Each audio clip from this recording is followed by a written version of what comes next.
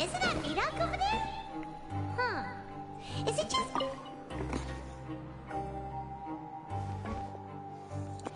Ah. Seeing you at this time must mean you've already saved up a lot of credit coupons. Or at least enough to skip work. Seems you're getting into the swing of things around here. I guess. Impressive. Very impressive. So, now can you tell us about the hidden rules you know?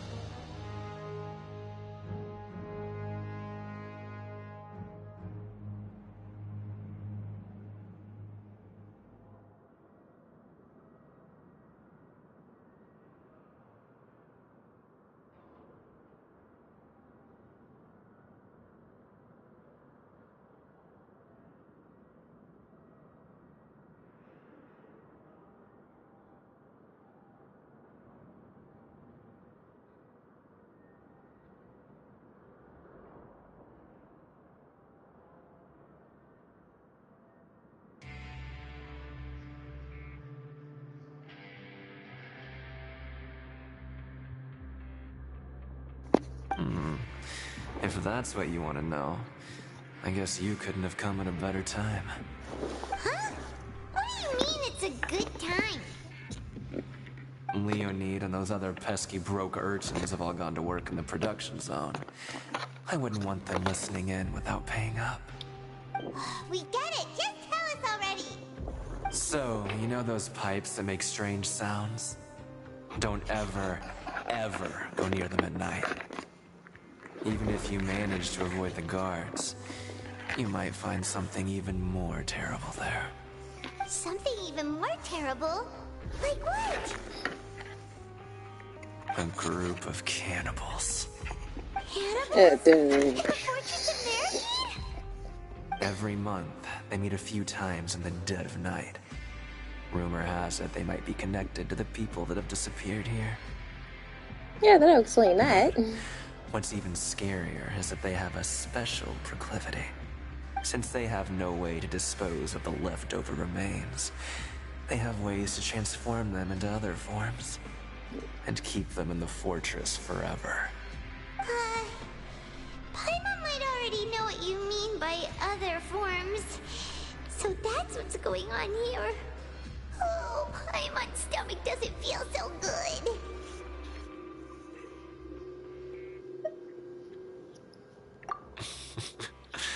You two look pretty skeptical. No matter. Learning the truth behind dark secrets isn't necessarily a good thing. I've got things to do too. I suggest you just act like I never told you anything. Cool beans. Traveler, can we just trust him on this one? Oh, Paimon doesn't want her blood and flesh entombed here for all eternity?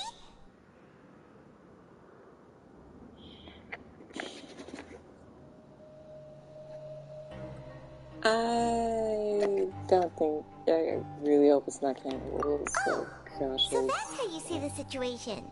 Huh. You know, Paimon does feel a little better about it now.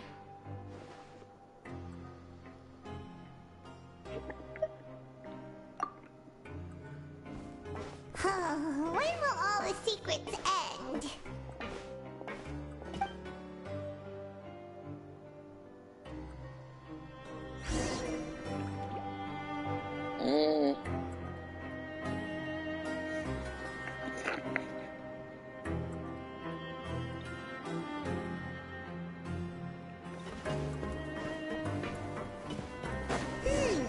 Vidal isn't here.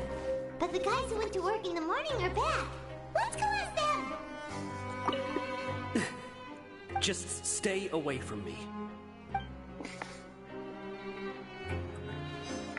Okay. What? What are you saying? You shouldn't go around saying stuff like that.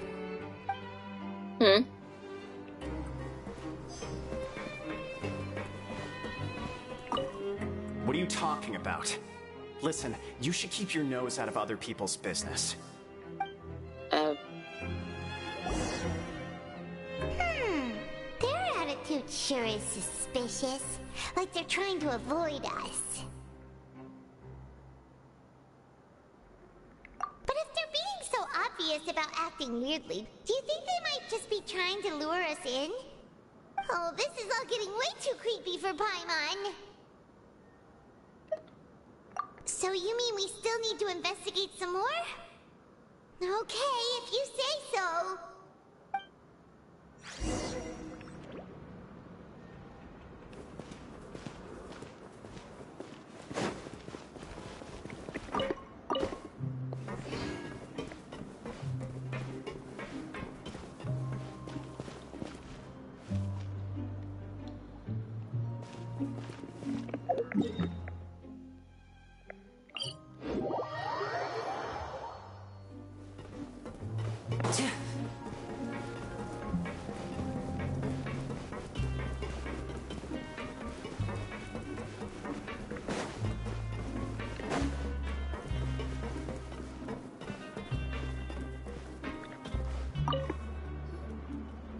Fielding? What do you want? Criminals like you ought to be working right now. Catch my drift. We just want to ask you a simple question. Have you ever discovered anything odd during your nighttime patrols? Why are you asking about something like that? Whatever happens at night isn't your concern. All you need to worry about is getting enough sleep. Well...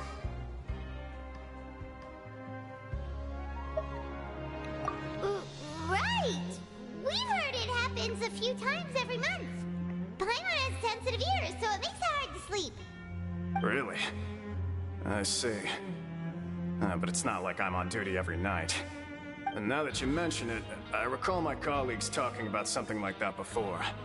They say that strange things tend to happen at night on pipe cleaning days.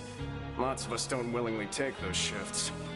So, what happens at night on pipe cleaning days? And they just conduct regular cleaning of the fortress's drainage facilities. There are 3 pipe cleaning days per month, and it just so happens that today is one of the scheduled days. You can try to confirm the sounds tonight if you want, and if they're real, then I can report the issue to my superiors for you. Oh, okay. Then we'll keep both ears out tonight. Now, if that's all, then I'll be leaving now. I advise you not to try anything funny, though. Even if I'm not on duty tonight, someone will still be watching you. Don't worry, we don't want any time added to our sentences. Oh, he left. So what do you think about the pipe cleaning days he mentioned? Those might be the days when the... but it might also be nothing.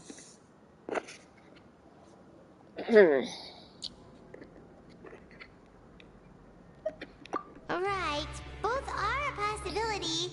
But Fielding did say that tonight is a cleaning night. Paimon knew you would say that. Alright, sounds like we'll be up all night tonight then. Paimon just hopes the guards don't catch us. It'll be fine.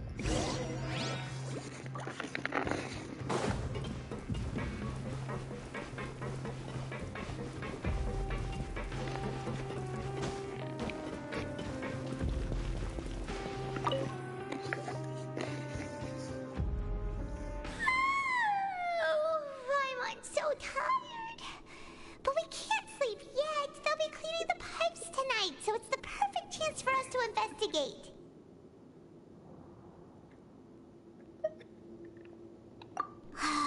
Whatever. Just be sure to wake Paimon if she dozes off. Paimon's worried something might happen if you go alone. Huh? Traveler? Did you fall asleep already? Oh, great. What's happening now?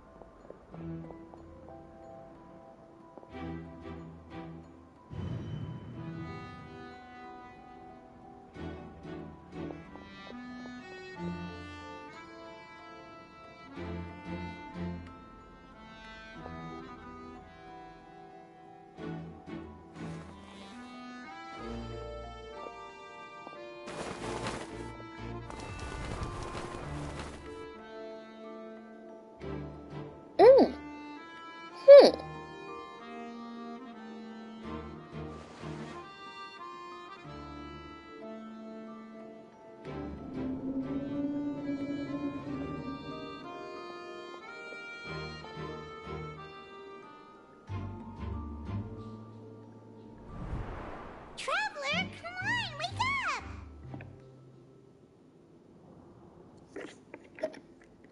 Oh, it looked like you were just peacefully sleeping to Paimon. Well, what did you see this time? Really? So we're finally starting to figure out what actually happened!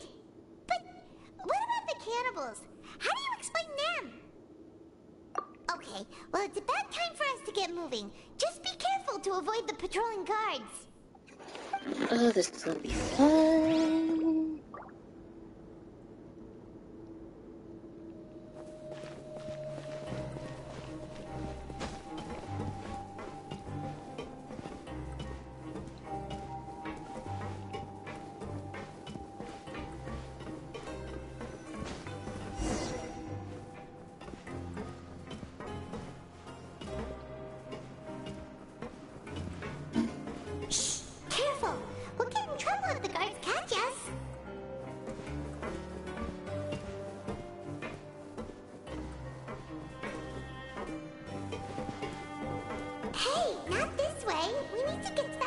remember?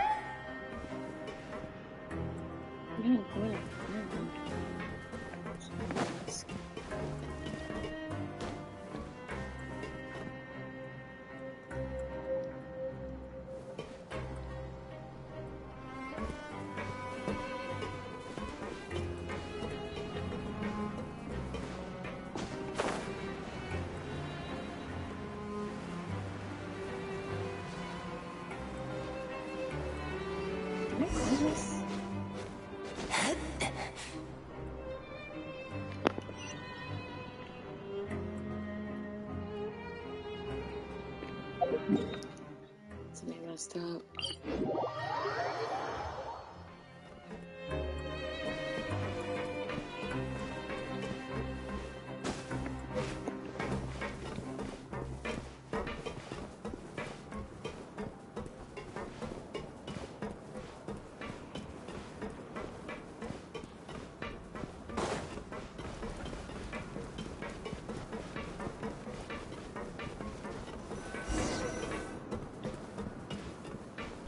Careful! We'll get in trouble if the guards catch us.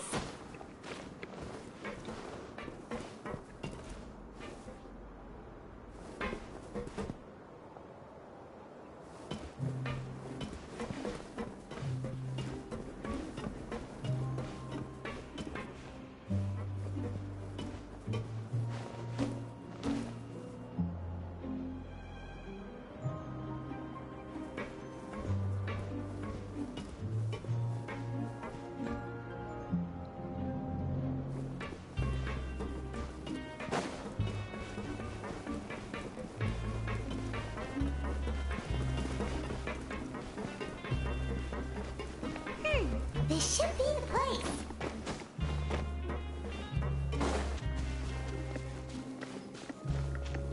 I thought I was being all sneaky and I didn't do none of that. Ugh. What?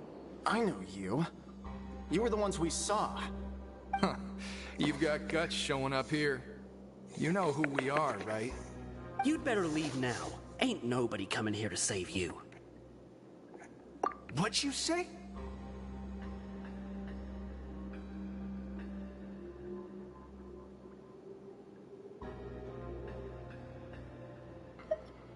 Yeah, so what if they were?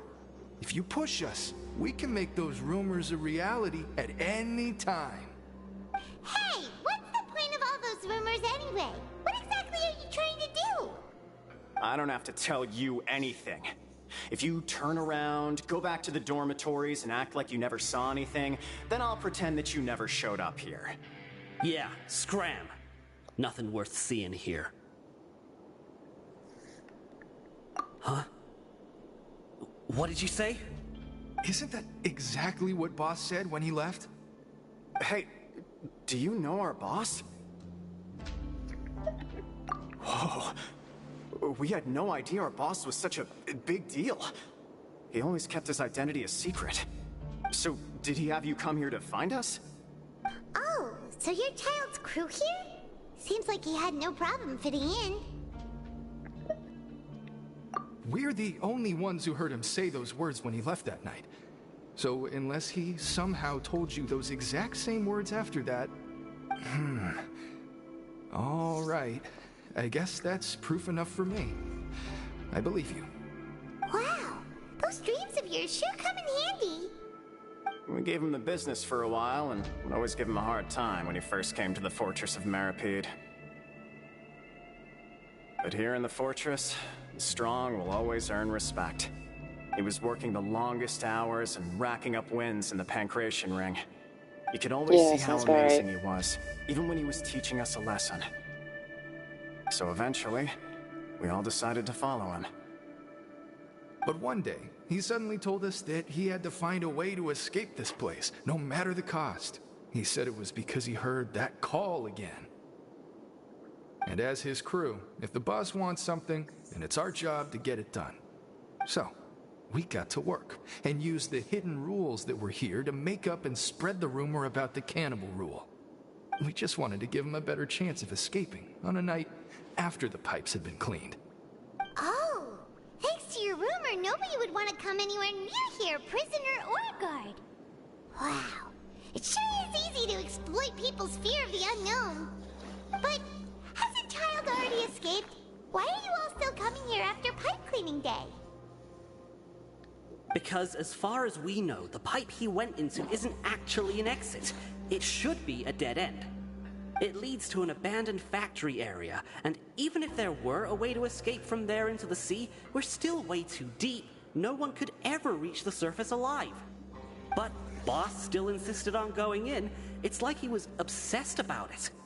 So we told him that we'd pretend as if he never existed while he was gone. And that if he wanted to come back, he should wait for nighttime on a pipe cleaning day. That way, we could meet him here and help cover the whole thing up. So you come and wait here through the night a few times a month just because of that promise? Yeah, but it's been so long now. We already know in our hearts that he must have managed to escape somehow. Is it also possible that something unfortunate happened to him? No, but that Nothing is could a ever very defeat possible Boss or slow him thing. down. That's one thing we know for sure. Possibility for him to think about. Okay. Paimon was just brainstorming possibilities. All right. Keep quiet and follow us.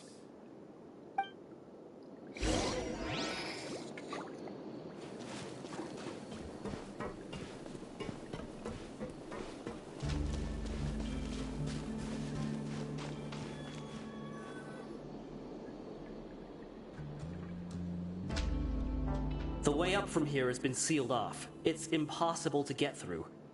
Boss left by going down from here. It wasn't full of water at the time. Later, we came back hoping to have a look. That's when we found out it had been completely flooded. It's impossible to navigate unless you're an extremely skilled diver. Do you think Child got trapped by the water? Not likely. We all know that Boss was an incredible swimmer. Really? Then have him come investigate. Pronto. Just be sure to tell us if you get any news about Boss. It's getting late. We should leave before the guards come this way. Yeah, we learned a lot about what happened to Child here. Let's get going.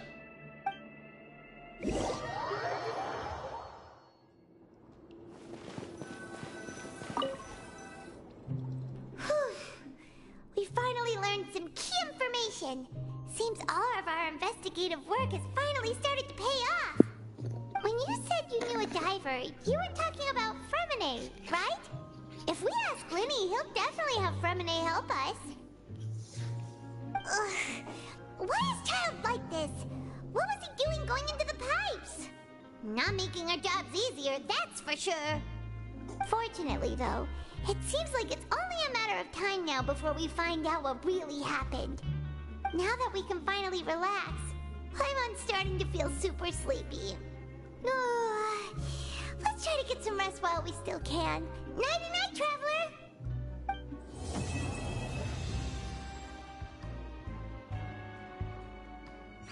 Finally! Gosh, the story was long. It's morning already? Paimon still needs more sleep. Huh? Wait, look over there! Isn't that... It's one of Linny's cards! Let Paimon see what's written on it. Maybe you haven't heard, but today is the monthly free day. Everyone has the day off today, which makes it the perfect time to do some investigating. It's been a while since we last talked. Have you been making any progress lately? Let's meet at our usual spot in the factory area before lunchtime. I have new information. Ooh, today's our lucky day. We have the day off. From the sound of it, Lenny's been making progress with his investigation. Wonder what he's discovered. We still have some time before we meet up. Let's talk with the people here for a bit more before we go.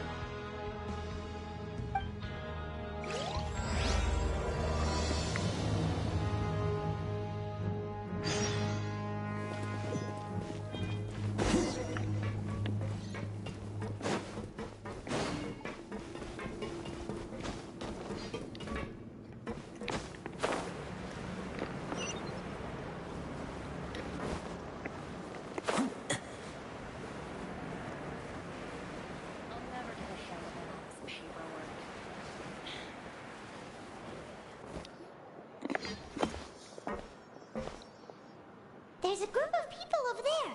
Let's go listen in. So I said, that's not a faucet. Hey, who are you two? Why'd you come over all of a sudden? Oh, sorry for eavesdropping. Sounds like you were talking about something private. What's the matter? They're just looking to join in on our fun, that's all. Hey, don't pretend like it's okay for them to just interrupt us like that. Fine. You're lucky we don't mind extroverts that much.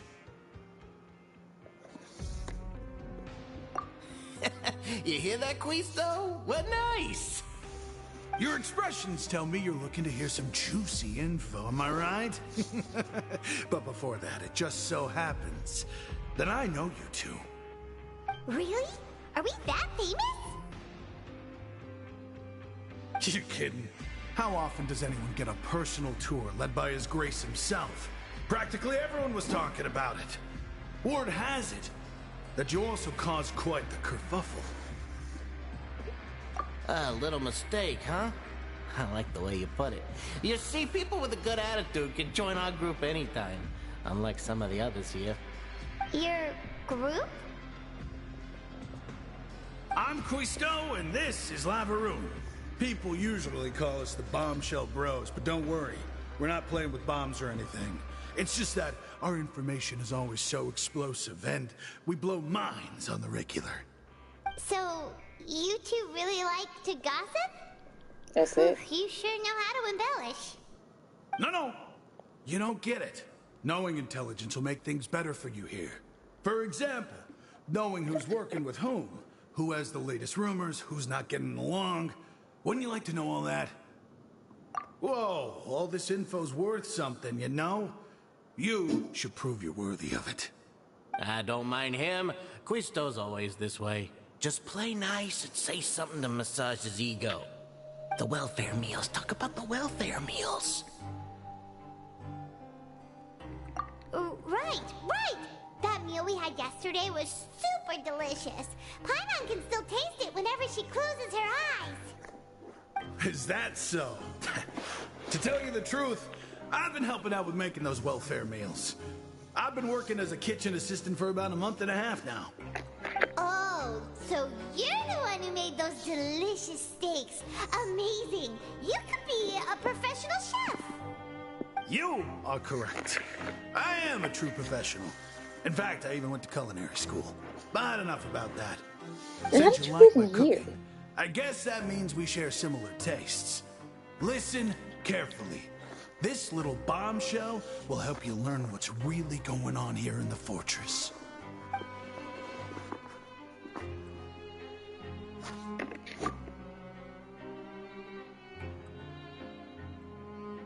Okay. Listen, kids. The power structure within the fortress is quite complicated. The overworlders couldn't care less about us down here. We're basically dogs to them. You've already met the one person here you should never cross, the Duke, Risley. He knows more than you think. And if he doesn't care about something, then he often doesn't bother dealing with it. Those who have the Duke's attention get all kinds of special perks. Even better treatment in the infirmary. I know who you mean. It's that Jurier character, right? I don't think there's anything useful about him at all. Why does he visit the infirmary practically every day? Is it normal for anyone to be going in and out of there so often? If you ask me, he's just faking it to get out of work. But did you know that Jurier was a talented researcher from the Fontaine Research Institute before he came here? There's no denying that. I don't care if he was a researcher that could turn dirt into Mora. Once you're in the fortress of Meripede, you're just another inmate like everybody else.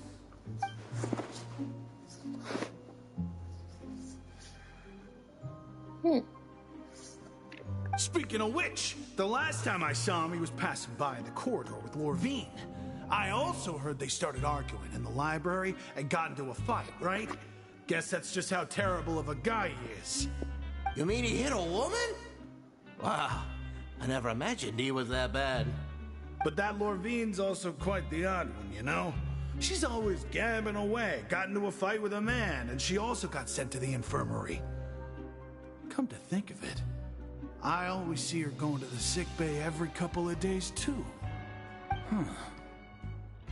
Wait a second. You don't think? Do you think could it be that they're secretly meeting there to go on dates? But it's really hard to imagine. After all, I do remember seeing Lorvine beat Juria to a pulp that one time. And we might be overthinking things.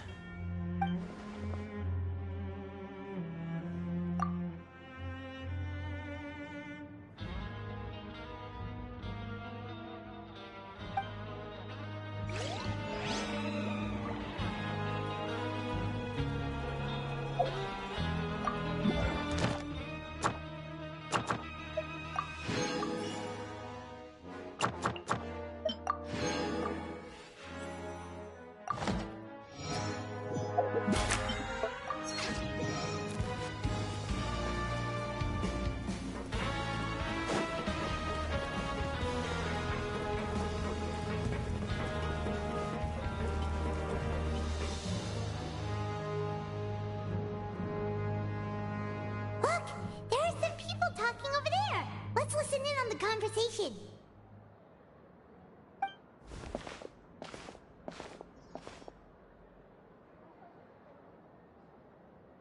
If you ask me, those pompous parasites on the surface act like they're all a bunch of aristocrats. Do any of them give half a hoot about a bunch of dogs like us? Hey, speak for yourself, mate. I'm no dog. Oh, you think you're special or something? If you're here, then you're just a convict like the rest of us. I've heard that even if you're released after serving your sentence, going back to life on the surface ain't any better. Once a criminal, always a criminal. Or marked for life. I don't buy that. Hey, how cool would it be if the whole world was destroyed by a giant flood and everyone had to start over from nothing? What kind of filthy bilgewater are you spewing? I have family up there. You best shut your sewer hole with talk like that. Listen, things ain't so great on the surface, but who says that you have to leave? I've heard that you can still stay here and work even after you've served your sentence. Not bad if you ask me. Who wants to live in the ruddy overworld anyway? And what makes you think they'd want to hire someone like you? That's one of the great mysteries of the universe, how someone as useless as you is so confident. Whoa. Sounds like they're really unhappy about the overworld. Speaking of which, Paimon never heard anyone use the words overworld or underworld when we were living up there. Is it only something the inmates down here say?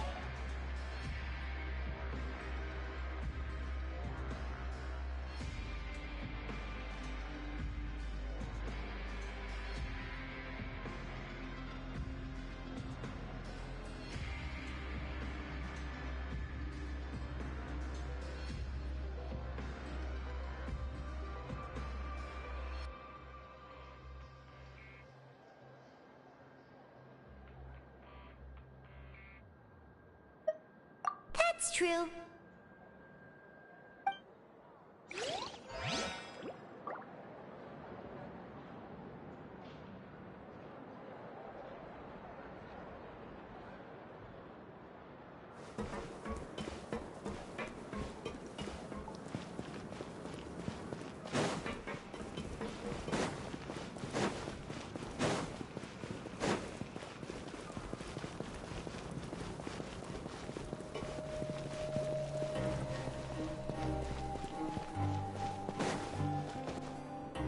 Hey, you over there? Yeah, you. Say, do you like playing card games? You know, like Genius Invocation TCG?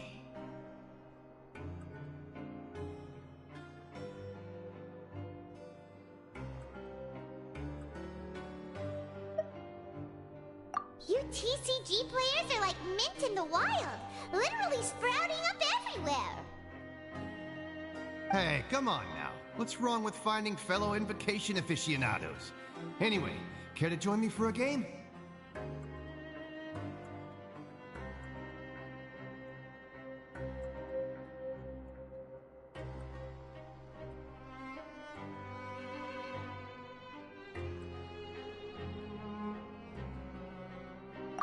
All right. No pressure. But why would you be looking for people to play Genius Invocation in a place like this? Don't people usually come here to fight? Whether you're throwing down cards or throwing punches, it's all a competition, isn't it? It's all the same in my eyes. There are lots of card players here in the fortress. When I saw you, I immediately thought, hey, even outsiders from other nations play cards. So I came over to say hi.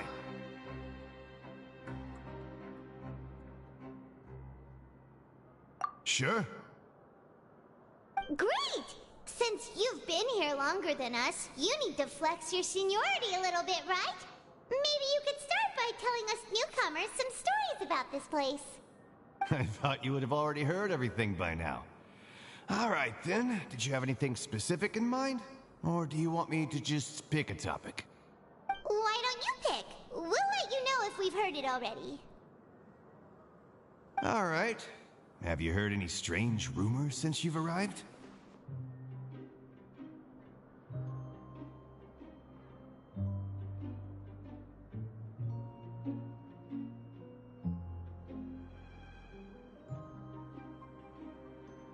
Then, did you know that there are some people who are always gossiping over in the corner?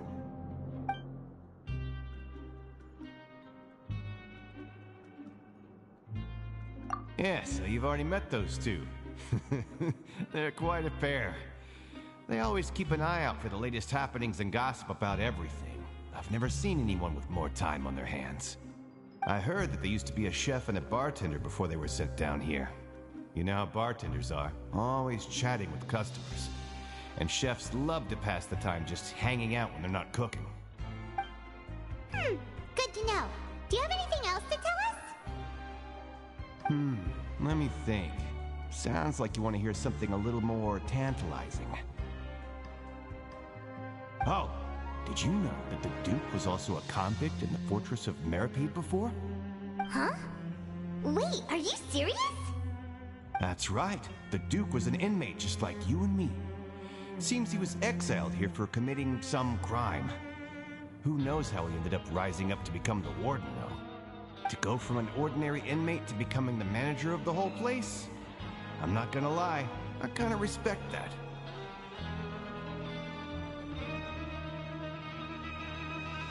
A forbidden zone? Sounds like something that someone just made up. I've never heard of that. Where did you hear about it? It's just a rumor we've been hearing, but no worries if you've never heard of it. Do you have anything else you can tell us? Anything else? Not that I can think of, but I'll be sure to tell you anything interesting I hear next time. You'll have to play a game of Genius Invocation with me first, though. Okay, we've talked to just about everyone, and it's about time for us to go meet Linny. According to the card he left us, we should go meet him in the production zone.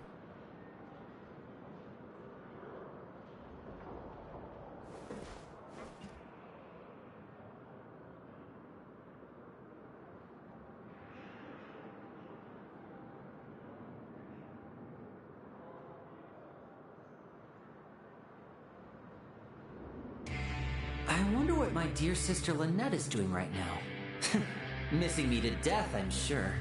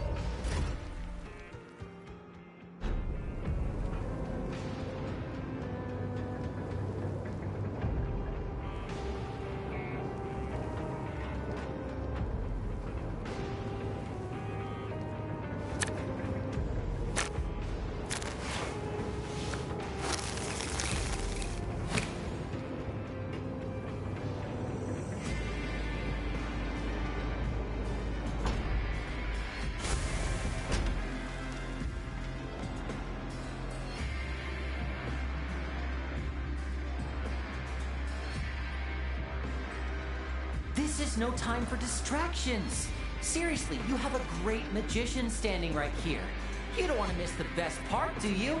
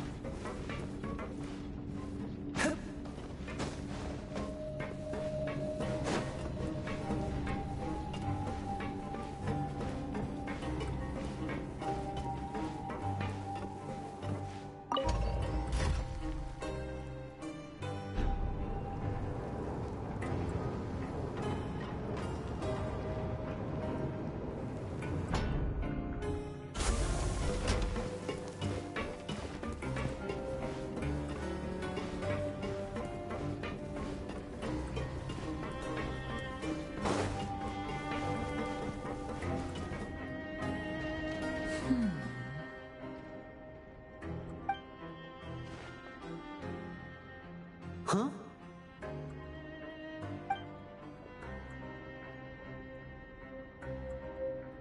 That look in your eyes. You found something? Hey, this is no time to be modest. Just tell him we found a boatload of information. Oh, as expected of the legendary duo, you have my full and undivided attention. Huh.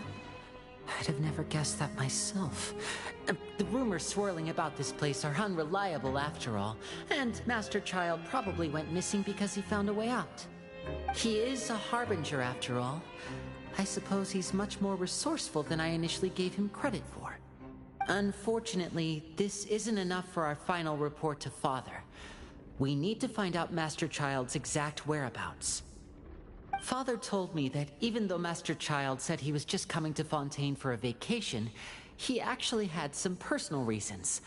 His agenda might be linked to his disappearance. His escape route is already flooded, so we'll have to task someone with professional diving skills to chase after him. Well, when you put it that way, it's obvious that only Fremine would be up to the task. Bingo! Is he around? He's working today. Coming here as a group would have attracted too much attention. I'll talk to him about it later.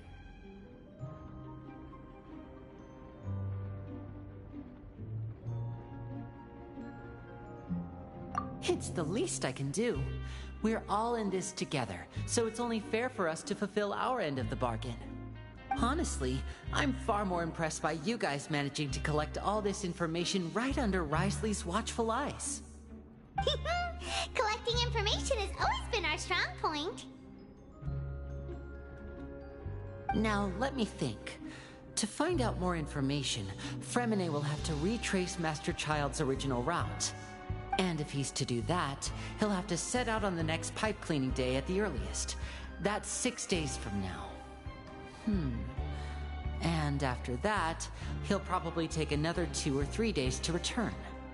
You can even estimate how long it'll take for him to get back? We've been working together for a long time. We know each other's capabilities like the backs of our hands. Traveler, what say you to meeting here 9 days from now? We'll be able to pick up Fremine while we're at it, too. Oh, and there's just one last thing we'd like your help with. Though we can just sit back and wait for Fremine's report on Master Child's whereabouts, we still need to make more progress on the investigation of the Forbidden Zone. Fremine's no master of disguise. Lynette's still working on getting intel from the other areas, and I'll need to spend some time helping Fremine prepare for his diving mission. So, you are the only ones we can count on. What do you want us to do? Will it be hard? Well, I won't call it easy per se, but I think you'll be able to pull it off. Listen carefully. You'll need to find an excuse to get into the infirmary and investigate the room and environs. You've mentioned several sketchy-looking people always meeting at the infirmary earlier, so it probably has something to do with the secret we're hoping to uncover. You've already met the head nurse, so she'll be less suspicious of you. Investigate the internal structure of the infirmary and any active dealings within, and pass those on to me alongside anything else you're able to discover. But also, there's no need to take risks. Don't forget, safety always comes first.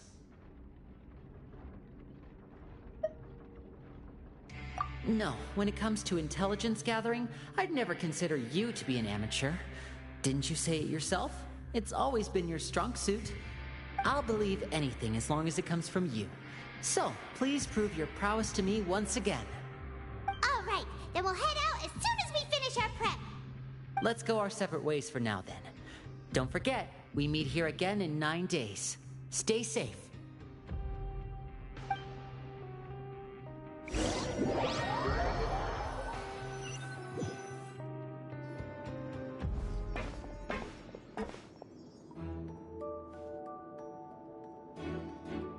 Hey, stay here for now. Paimon will take a peek.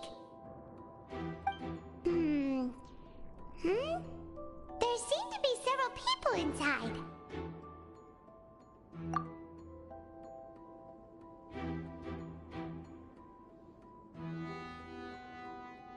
Right.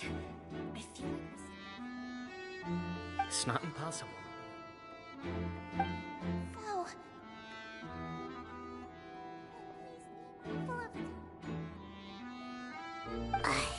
It's a bit hard to understand them from here, so why don't we just try to talk to them in person? Let's go as soon as you're ready.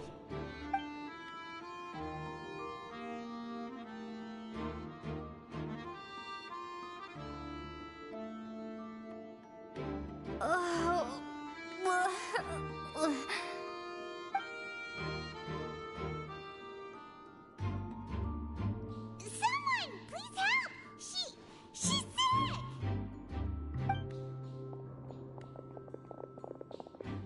Whoa, are you okay?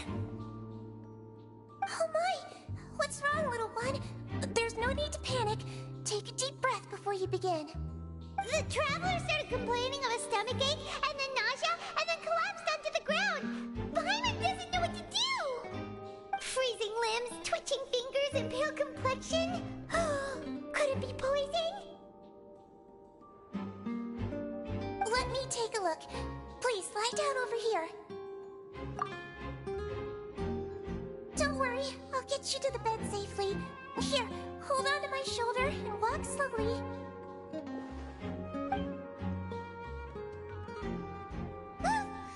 You can do it, Traveler! Don't apologize. You're sick after all. Now, please relax. I'm just going to do a preliminary checkup on you.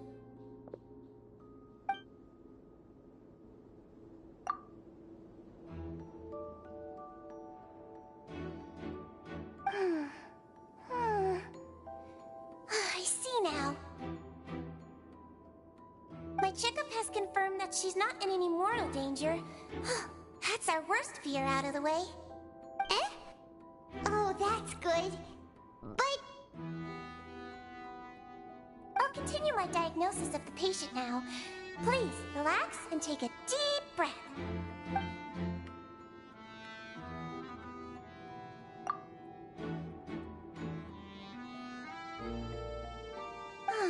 Don't sense serious damage to your organs either. Does it hurt when I press here? And here? Huh? But based on my initial checkup, there shouldn't be a problem here. Oh, how strange.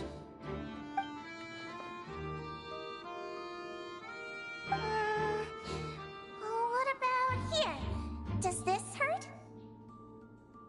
Oh, I understand. So that's what it is. I think you just ate something that disagreed with you. That's all. Nothing too serious.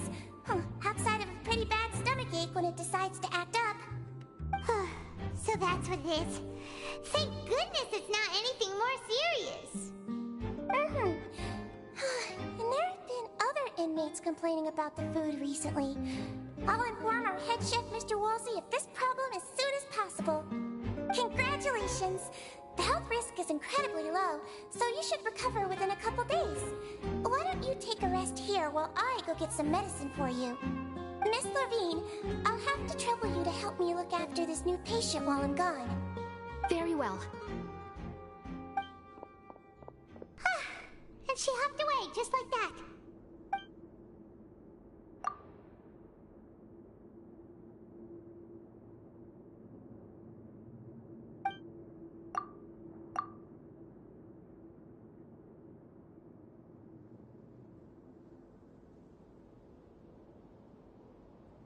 Hello. So how are you feeling now?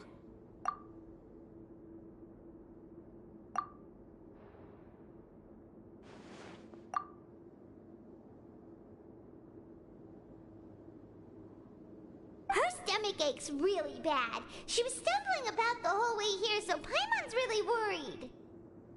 If Miss Sijuin says it's not a serious problem, then there's no need to worry. She's the best medic we've got down here. But it also looks like she's the only medic you've got down here. Well, that's true. What do you mean, that's true? That's really misrepresenting the situation. Of course I can't speak for the whole fortress, but it's not like everyone imprisoned here is useless, you know? Though they may have committed crimes and gotten locked up here as a result, they still know a thing or two about medicine, and they help Miss Sijuin take care of the sick and injured. Yeah, you're right. But did you have to lecture me about it in front of another patient? Aren't you a patient too? Where did all your energy come from? That's correct. Sorry, I got a bit ahead of myself. Are you two also sick? We've been sick a while. I come back every once in a while for checkups, and to pick up the medicines Miss Sijuin prescribes for us. That's just the nature of chronic illnesses.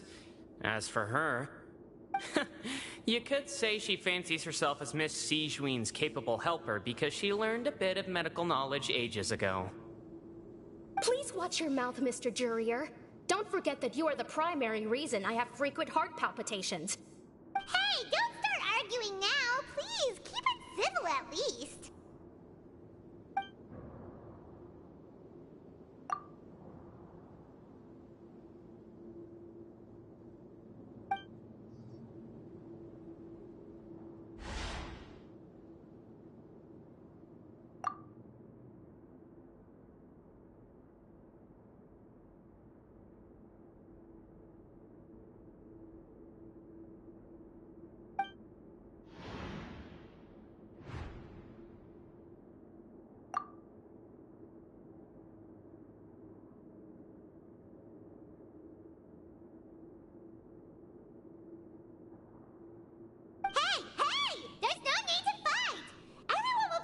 Someday, so there's no need to argue over silly things like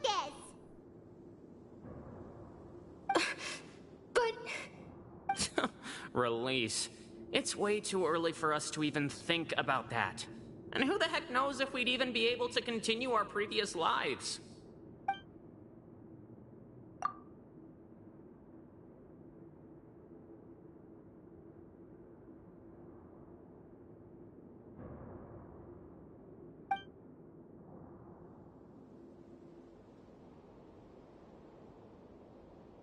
Please allow me to end this boring and useless conversation. Oh, and Mr. Jurier, I don't want to see your face here again anytime soon. And same to you, Miss Lorvine. Anyway, that was more than enough rest for me, so I'm going to get out of this excessively noisy place. See you later, everyone. He just slowly walked off like that?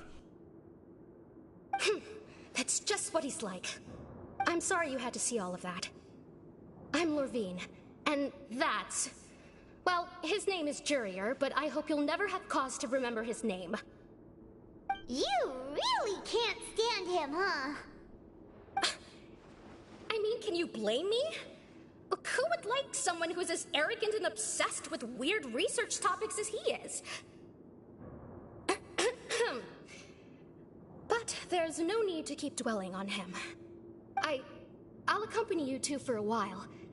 Miss Zishwin should be back soon, and I'm sure you'll feel better as soon as you've had some of her medicine. No, it's nothing. I'm back! Did you rest like you promised? Thank you for getting our medicine, Miss Zishwin. Did you all cooperate with your bed rest? I trust that nobody got up to walk around. Good. Here, this should be 2 days' worth of medicine for you. Take 1 pill now, and then continue your bed rest.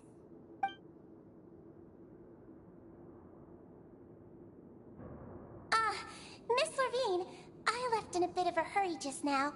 Do you still remember if we discussed the color of the pill that you should be taking today? I remember. You said it should be yellow.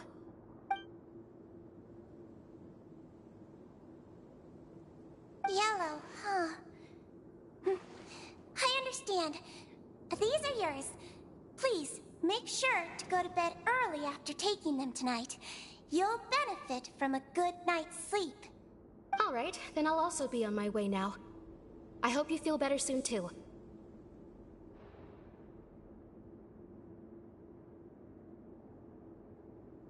See ya!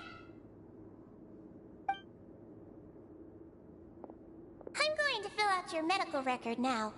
You're widely known as the Traveler, right? I just want to double-check a few details, if that's all right with you. Those two made quite the commotion just now, so why don't we let the Traveler rest? Paimon can answer the questions instead. So her primary symptoms are abdominal pain, with secondary symptoms of nausea. Is there anything else? That's it. All right then. Is there anything we should know besides to take the meds? No, her base constitution is quite good, so I'm sure she'll recover quite quickly after taking the medicine. Please, make sure to stick to bland or less stimulating foods, and don't stay up too late at night. Got it! Paimon will hold the Traveler to that for sure.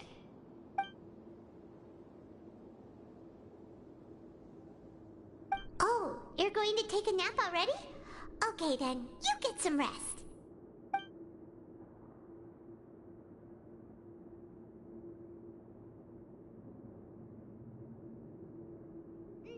We've been to lots of places together. She may look a bit under the weather now, but she's actually super strong.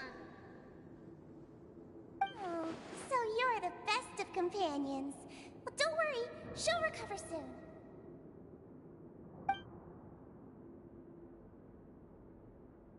Ah, you're awake.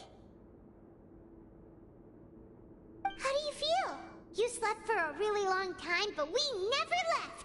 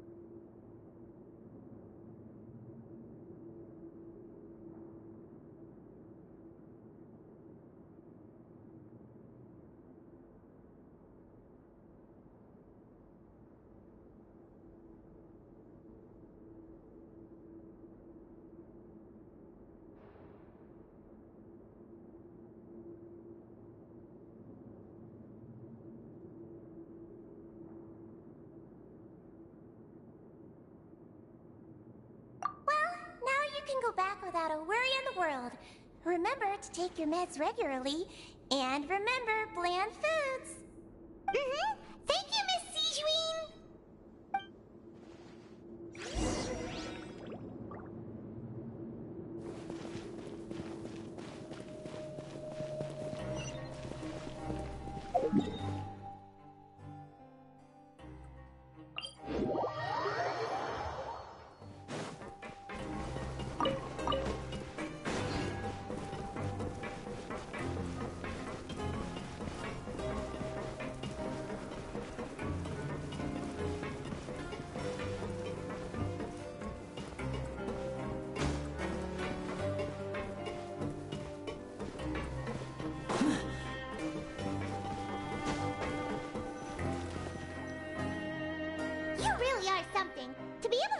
asleep like that and even sleep-talk the entire time, you scared Paimon half to death! No, but you kept mumbling things along the lines of, Pyron, don't take my grilled fish, and put down the Adeptus Temptation now! Paimon talked with Sijwin the entire time you were asleep.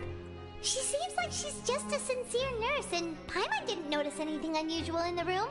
Are you sure we're not going off track with the infirmary?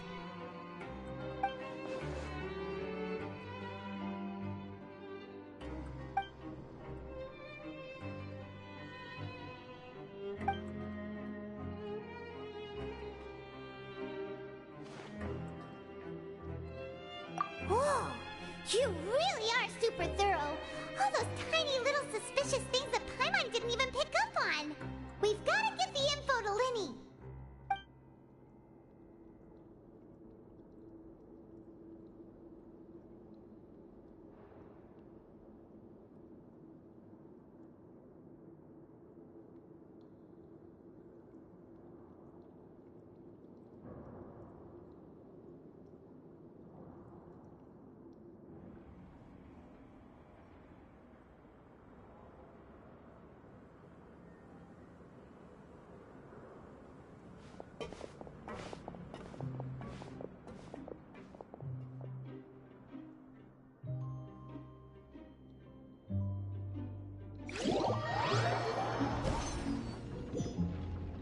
Today's the day!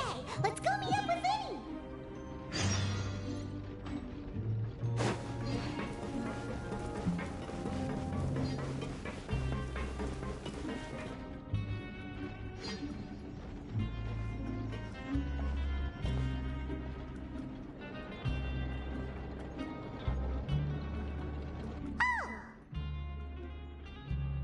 Hmm?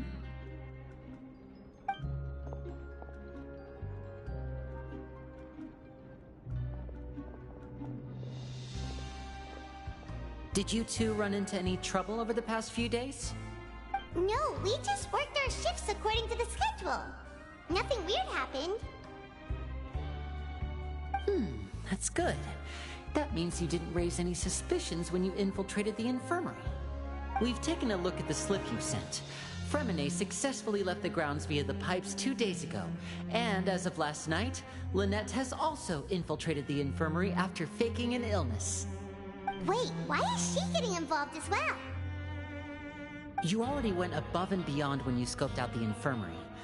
To put it more bluntly, even if we were to view that as something you did in exchange for Fremine's help, you've already done more than enough.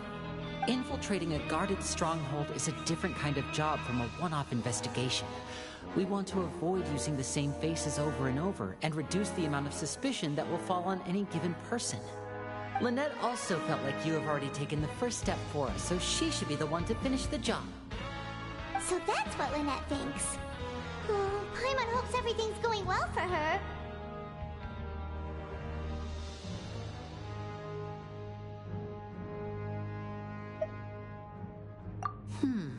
Perhaps that's true. You're both very good people, and we've come to appreciate that more than anyone else. Unfortunately, there's still one thing that could get between us, lest you've forgotten. The matter of our respective loyalties. You've mentioned before that you've had some run-ins with the Fatui. I can understand that feeling, so I assume you're just helping us out of the kindness of your hearts? Well, everyone could use some more friends. We'll be counting on you to help us in the future, too. Since I see you as friends, then it's even more important for us to protect you from any peril. Fremine and Lynette feel the same way.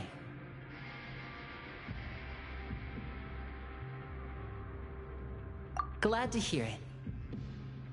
Then, let's go check on Lynette before Fremine returns. If everything went well, then she should be wrapping up her investigation right about now. Is now really a good time to go over? According to my observations, Sijwin always spends around half an hour away from the infirmary right before lunch. Lynette knows this as well, so this should be a good time to meet up with her.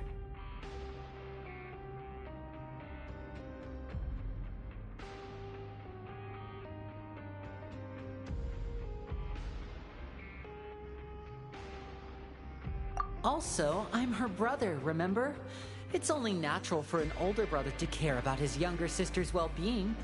Okay, then let's head over right away.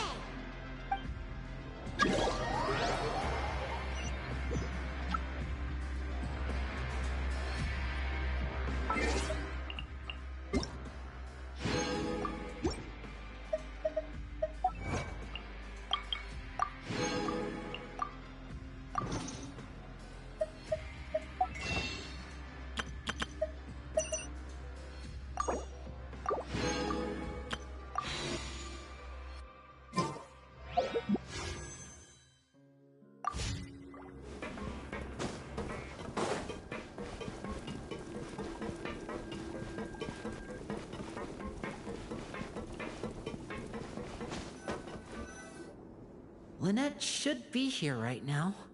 Huh. Strange.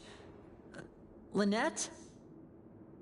As expected, Sijwin isn't here, but why isn't Lynette here?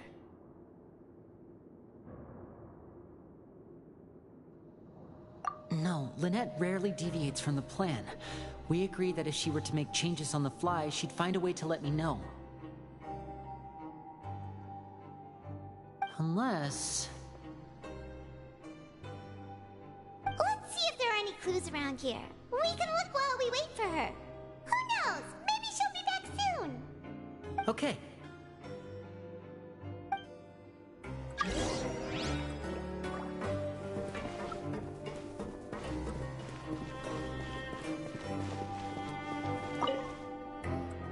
None of the beds have any signs of having been slept in. Except that one over there. That's the one Lynette must have used, right? You said she was pretending to be sick. Mm-hmm. She would have said her migraine was having a particularly bad flare-up. Generally speaking, the head nurse would then ask her to lie down and rest, while she left to retrieve the medication. Which means, either the head nurse didn't return the entire time from when Lynette laid down up until she left the bed, or the nurse intentionally left it this way.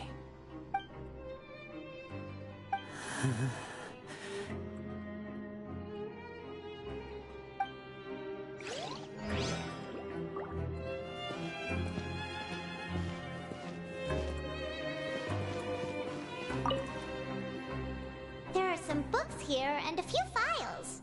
They all look like medical records. Advanced nursing, how to raise the spirit of your patients, a quick guide to the psychology of emotions, and the meaning of laughter. These sure are some interesting books. Who knew Sijwin would be interested in these kinds of things? She even has books on understanding people's motivations and feelings. Is it because she's a Melazine? Or does she have a need to understand her patient's emotional state? Seems quite normal to me. These are skills that would come in handy for a nurse from time to time. This is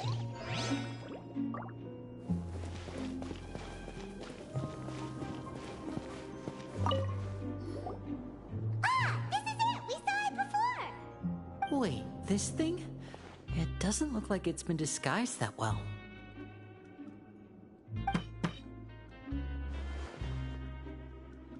The space behind it is empty.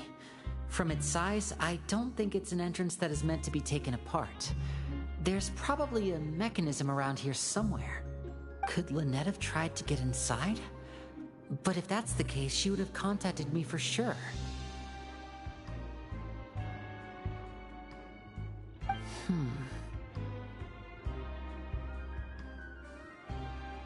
Let's look around here for some more clues. Don't panic, just take another look.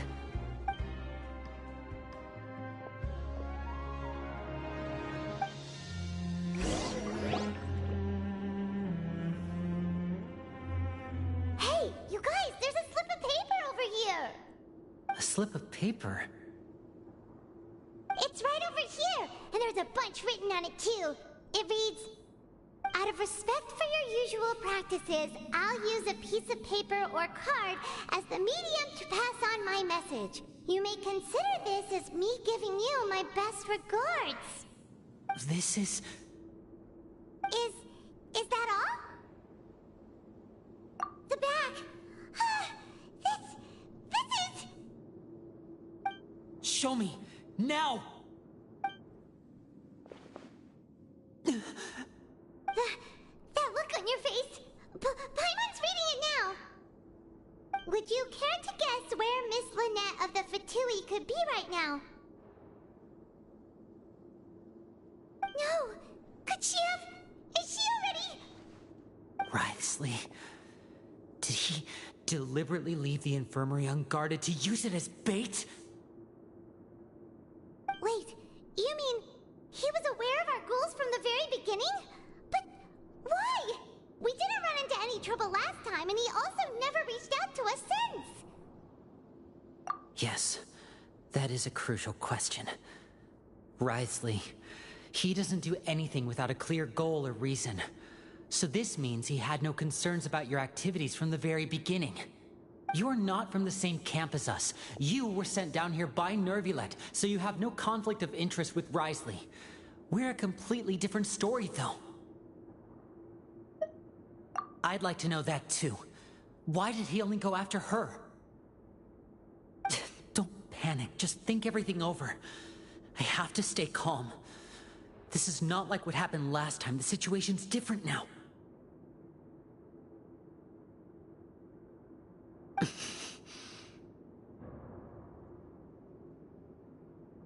Wait, you're right.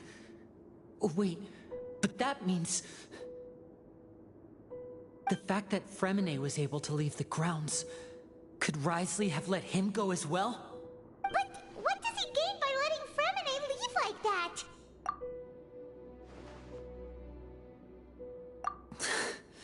So he's challenging me and trying to provoke me, I'm sure of it. We never should have sent out Fremine. We had to go through all that trouble to find an opening to sneak him around the guards and into the pipe, and we even thought luck was on our side. If Wriothesley let him leave on purpose, then he's probably in a terrible spot now as well. Lenny's getting more and more panicked. We have to calm him down. Don't be like this, Lenny. Fremine wouldn't have left if we hadn't told you about Child. That was our fault. No. I'm the leader of this operation, and I'm the one responsible for this team. I was the one who failed to protect them.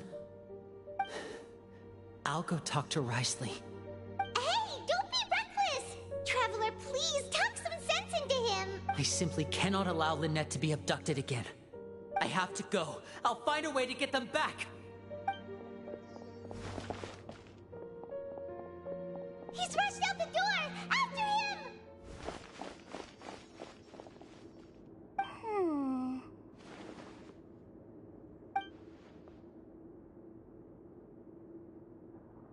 Right. I feel like we still have some room to make changes on these details. It's not impossible, but it'll require extensive testing. Is that so? Very well. Then please be mindful of the time. Huh? Is someone? Pack everything up. Whoever's outside is eavesdropping. They'll probably come in once we stop talking. Someone! Please help! She's sick!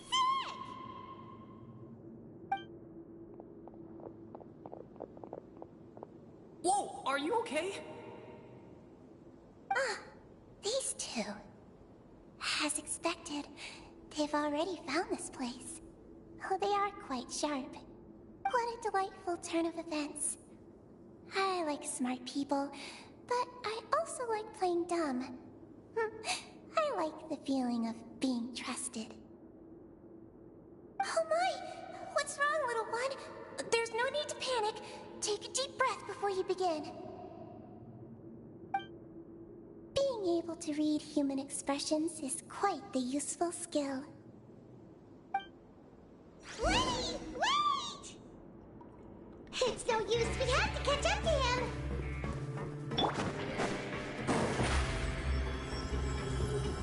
Stefana! He's already out of sight! How is he so fast?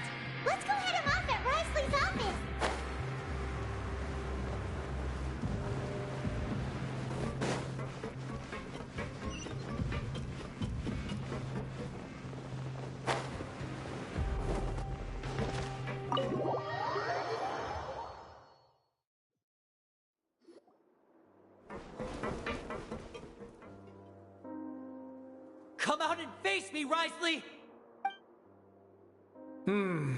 Aren't we at an administrative office space? Why don't you at least try to follow even a couple rules from the fortress's indoor management regulations? What did you do to my sister? I ran into the young miss at the infirmary. I'd heard that she was suffering from quite the migraine, so I decided to invite her over for a cup of tea. I do have some teas in my collection that can work wonders against such an illness. Stop joking around! Where did you take my siblings? I have also heard that your performances are quite the spectacle. Miss Lynette would sometimes enter a box filled with water, only to emerge the next second from another place altogether. Maybe she'll appear behind you right now if you were to turn your head. Is he trying to trick me into turning my head? No, he's probably not looking to attack me right now. All of the hostages are in his hands, and he's even in the mood for small talk. That means Lynette is probably still alive. You knew we were investigating the infirmary from the start, so you deliberately aroused the Traveler's suspicions and baited us into continuing our investigation, just so that you'd be able to kidnap Lynette. As for Fremine, no, you probably didn't even interfere with Child's escape. You let him go, so you could purge the Fatui members that we had planted into your ranks. There was no need to do so. The Fortress of Meripede is a pretty pleasant place. Most people enjoy their lives here. The only ones who act differently are those with personal agendas. It was quite easy to identify your colleagues. You removed our original members and spread the news of Child's escape so Father would assign our team to come down and investigate. Fremine has also fallen into your hands, right? If you're oh so omnipotent and so in control, why would you need hostages? One correction. Lynette is in my hands right now, but Fremine is not. He's not? What do you really want? Lenny! Oh, wonderful. Everyone is here, so I'll only need to say this once. Thank you so much for cooperating with me. Eager and to the point, I see. Alas, only Miss Lynette is currently having a cup of the fortress's finest tea. Although, as per your original plan, Mr. Fremine should also have returned to the fortress by now. But he has neither shown up within my gates, nor has he been taken into any kind of custody. So where do you think he may be right now? Wait, you can't mean... You locked him outside in the sea? I closed the fortress's gate to the outside world. That's all. Fremine's a star diver, so he should be fine, right? No, we're still here, so he'd definitely try to find a way to come back for us. So we can't assume he might have made a break for the surface. But why would I do this, you may be asking? To have an audience with you, of course. My intel tells me that Mr. Linney is a great magician, so it's only natural for me to want to have some cards of my own when it comes to negotiating. Besides, I do recall you mentioning to Miss Lynette that you've always wanted to have a face-to-face meeting with the Lord of the Fortress of Meripede, regardless of whether it was in a personal or a professional capacity. Well, you got your wish. So, you've been keeping tabs on us before we even set foot in the fortress. Some of my folks just happened to hear a thing or two, that's all. In any case, I will be straight with you. I was willing to play dumb and turn a blind eye, so we had a pleasant few days playing games together here. But once you started focusing on the Forbidden Zone, all of that changed. Mr. Linney, the cards are stacked against you right now. Miss Lynette is in my hands, and Mr. Fremine is still slowly being pickled out there in the brine. You know just as well as I that he cannot last out there forever. You need do but one thing to guarantee their safety. I would like you to contact your superior, and ideally invite her over for a cup of tea with me. You want to see Father? But why should she bother giving you an audience? Well, if she cares for the well-being of her dearest children, she should have plenty of motivation to join me for a parents' evening. I've heard that the bonds between the members of the House of the Hearth are like the bonds of family. I don't see why she would refuse. Why did you think Father sent us to handle the Fortress of Meripede? This place is basically a no-man's land. It wouldn't be fitting for anyone as important as a harbinger like Father to come here in person. Oh, I see. So it's because she doesn't care for my place here. That's such a shame. After all, I've amassed quite the tea collection. I was looking forward to sharing it with her. Both Monsieur Neuvillette and Lady Farina have already received many samples as gifts. Was this the extent of your master plan to get to Father? No matter how much pressure you may put on me, I won't allow you to use us to blackmail her. You people really are difficult to get along with. All I'm asking for is a face-to-face conversation. Does she truly have no interest in the fortress's secret? Mr. Linney, you have one last chance to invite your father here. If you refuse... Linny!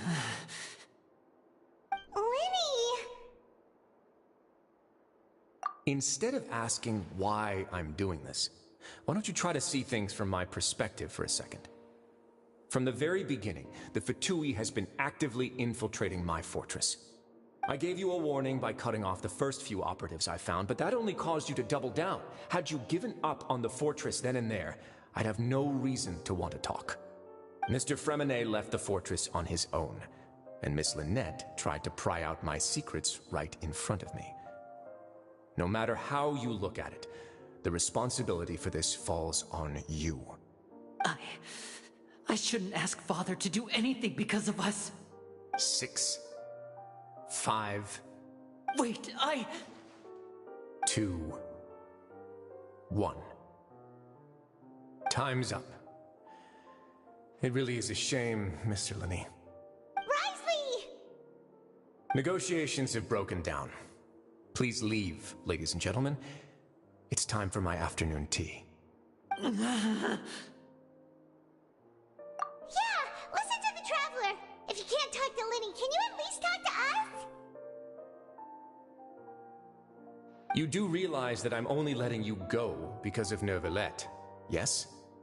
You're here helping him out, and I've already done my best to stay out of your way. But that doesn't mean you can just do whatever you want. The fortress may be small and remote, but it still has its own set of laws. Then how about this? Those who are capable deserve respect. You've spent quite some time investigating my home turf by now, so why don't you tell me a thing or two about what you found, I'll ask you 3 questions. Answer all of them correctly, and I'll agree to your request. Question 1. Regarding the hidden rules of the production zone, what is the truth behind the one about not being allowed to work for 3 days in a row?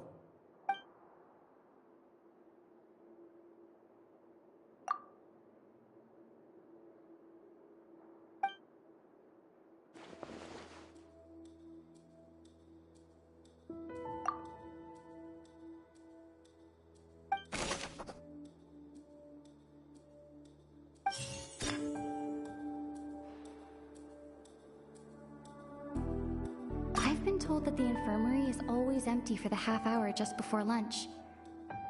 But what could Sijuin be doing during that time? The Fonta promoter has been struggling because he doesn't recognize the real value of coupons. Meanwhile, we often see Miss Sijuin observing the prisoners at work near the production zone. It seems like she can perceive the general state of a person's health just by looking at them. Fonta's internal reports suggest that they're starting a new trial of an unnamed and unpackaged product. The research note said that the Melusine race perceives the world very differently from humans. According to Collins, the Pancration tournament only took place because the Fonta company sponsored it. We often see Miss Sijuin observing the prisoners at work near the production zone. The Fonta promoter has been struggling. I've been told that the infirmary is always... Fonta's internal reports suggest that they're starting a new we often see Miss Sijuin observing... The research note said that the Melusine race perceives the...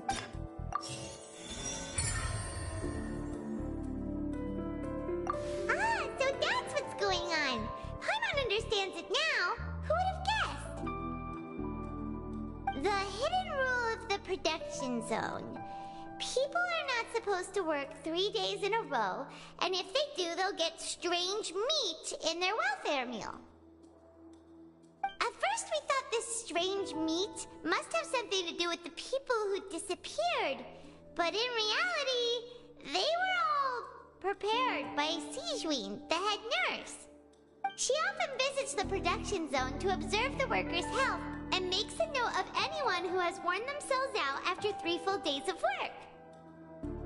Out of her sense of duty as the head nurse, as well as her genuine concern for the workers' health, Sigewinne visits the cafeteria right before lunch and cooks an extra dish for those who can use the stamina boost. Sigewinne has only the best intentions with her surprise gift and doesn't want anyone to find out about what she does. However, unfortunately, Melusines as a race perceive the world differently from humans, and their sense of aesthetics is even more alien to us. The recipients of her lovingly prepared special meals cannot taste the care within and usually just freak out. Are we on the right track? Not bad. You've uncovered Sigewinne's secret and even guessed her intentions correctly as well. It's nice to know that her efforts have not gone unacknowledged. All right, now for my next question. There are also some hidden rules in the Pancration Ring, including the one that you're not allowed to support both sides of a fight. Why is that?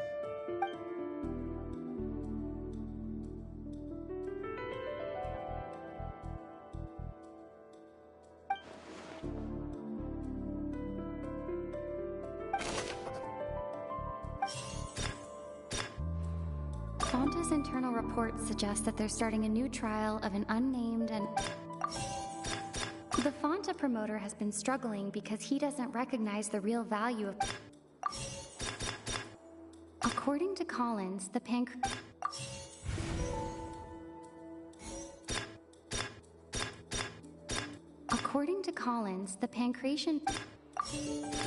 The research note said that the Melusine race... We often see Miss Sigewinne observe... Fonta's internal reports suggest... I've been told that the infirmary is always empty for the half hour just... The Fonta promoter has been struggling because he doesn't recognize the real value of coupons.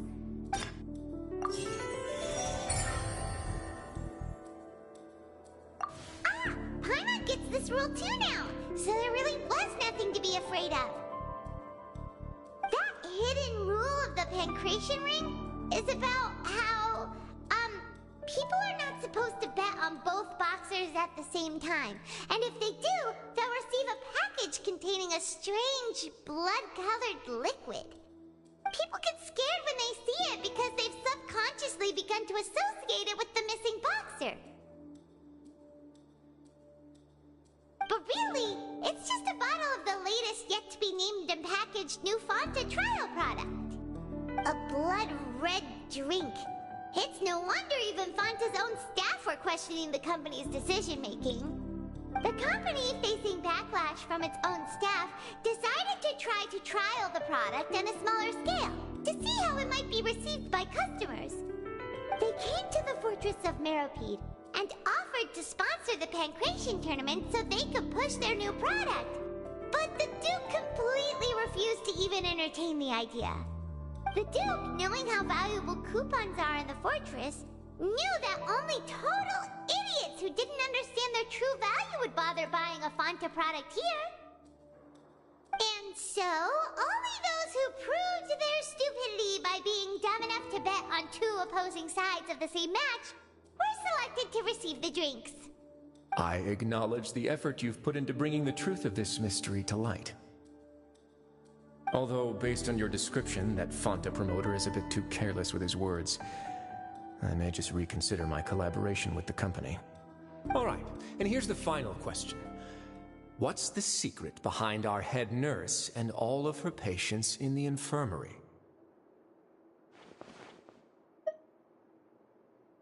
Stop your cruel and pointless games, Risley! You know that we haven't finished our investigation, so there's no way we can answer the last question! The thought of sparing Lynette and Fremine never even crossed your mind! You'll pay for this!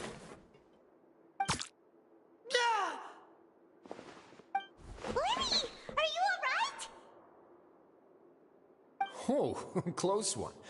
I owe you, Sigewinne. That was a fantastic shot. It was nothing, Your Grace. Sigewinne? Though this gun may look like a toy, it's actually fully functional, as I just demonstrated. Sigewinne... You... Not at all.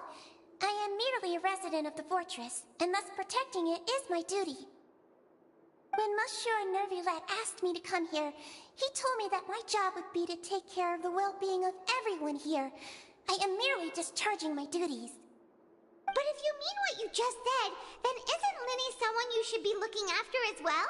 Isn't he a resident here just like the rest of us? But I really am just doing what Monsieur Nervulette told me to do. Everything I did, I've done to protect them. Had I not, they would be in far more dire straits right now. His Grace knows it too, right? Your Grace? Mind proving my innocence to them? My dear Sigewinne, whatever shall I do with you? Would it have killed you to just wait another minute or two? Well, it's nearly time after all. The way you do things can be truly frustrating sometimes, Your Grace. I figured I should try to talk some sense into you. What are you talking about? What time? Take me if you want, but let them go. How touching. Can you just give me one more minute? Don't be like that, Your Grace. All right, everyone, calm down. 2 more visitors will be arriving any time now. I'll go get a cup of tea. Miss Sigewinne, I leave Miss Lynette in your care. What are you doing? I believe I hear footsteps.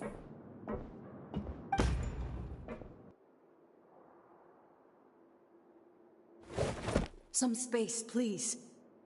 Ah, Miss Clarande. My door.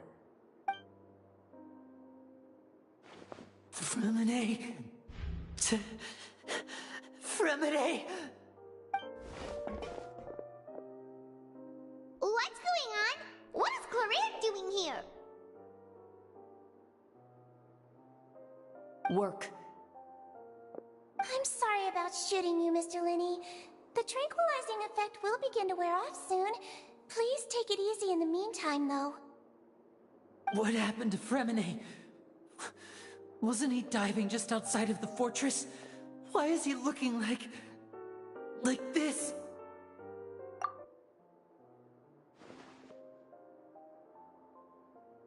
A flushed face, an accelerated pulse. He must have consumed primordial seawater. What did you say? Please, make some space. I'll need to give Mr. Fremine a more thorough checkup. Your Grace, I'll leave the rest to you.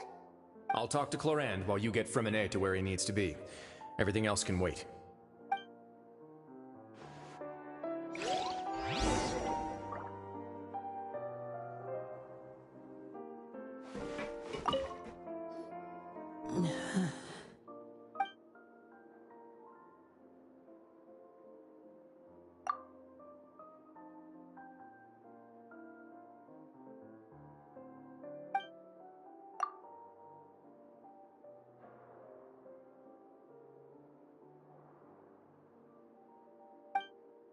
How is he?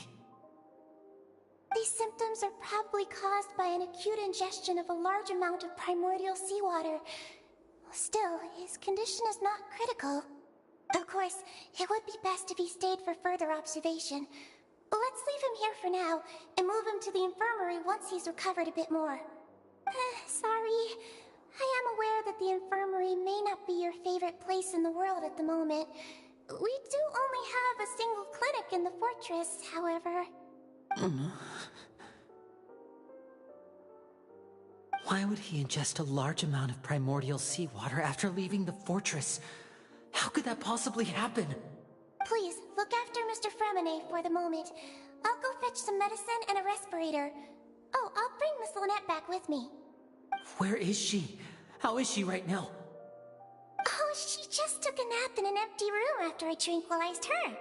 If my calculations are correct, she should also be waking up right around now. You might not believe me, but His Grace and I actually made some snacks and tea for her.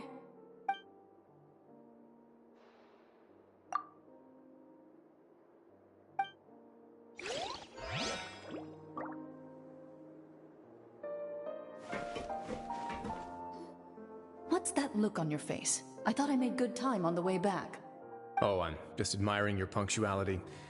Had you arrived just a few minutes later, Sigewinne may have been forced to shoot Mr. Linney again. How's the situation out there? The water has changed. It's pretty much as expected. The concentration of primordial seawater has increased significantly. I was only out there a short time, so it wasn't too bad. But if one were to stay for any significant amount of time, well, you can see how that boy's doing. Where was he when you found him? The abandoned zone at the end of the pipes. A good distance into the water. Closer than I thought. He must have recognized it early on and tried desperately to swim back. Locking the door was necessary. I don't think we could have saved two. Well, I did try to convince him that I had my reasons. Never seems to work, though. It would probably work on Neuvillette. He has a knack for picking out who had good intentions, even when the outcomes were all terrible. It's a bad sign if you're having to plead your case to Neuvillette. Want some tea? Not particularly. If you want to drink some that badly, just say so. Fine, I'd like to get some tea. Want me to get you a cup too, since I've already made it? Might as well then, I suppose. Actually, do you have a towel? I would like to dry my hair.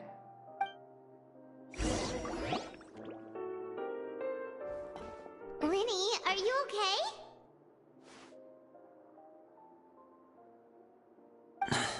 I'll be fine.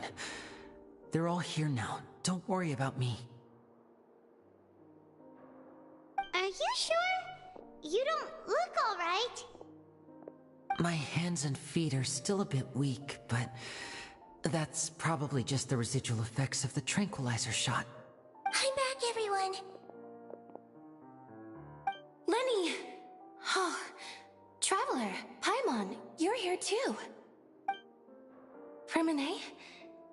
Is he... He'll be fine. But for now, please help me lift him up.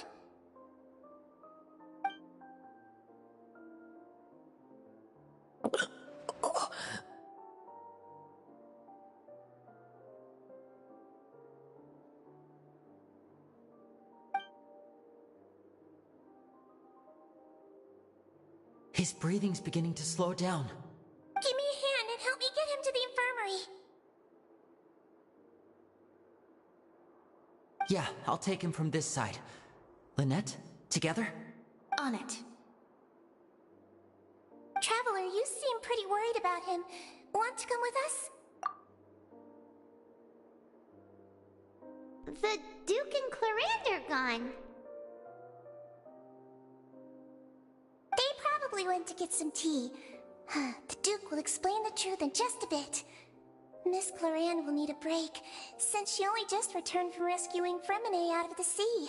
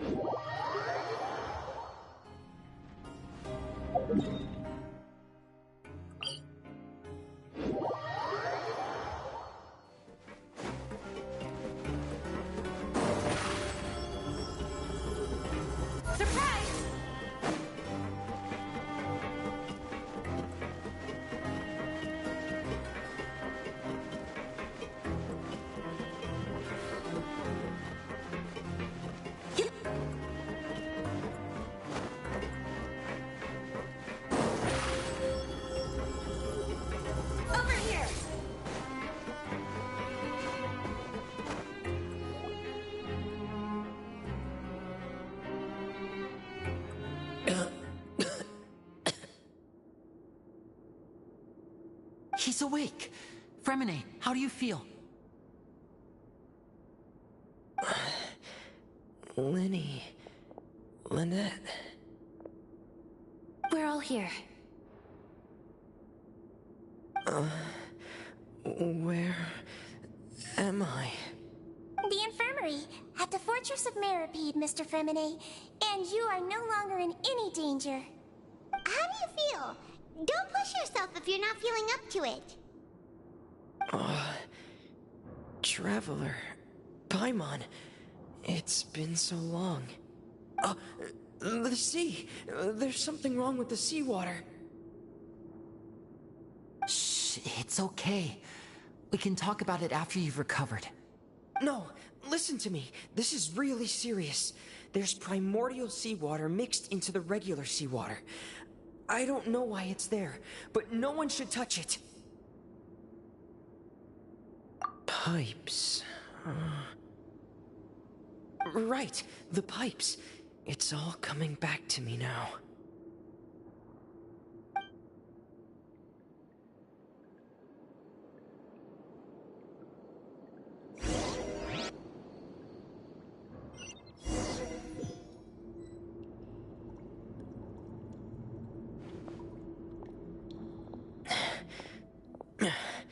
I'm in. Seems like this pipe hasn't been used in a long time. It looks abandoned.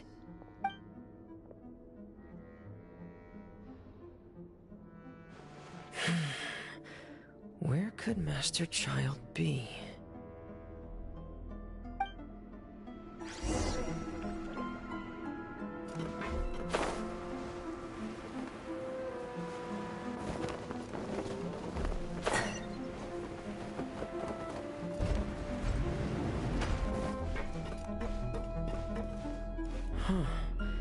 This mechanism looks like it's been tampered with. Could he have done it?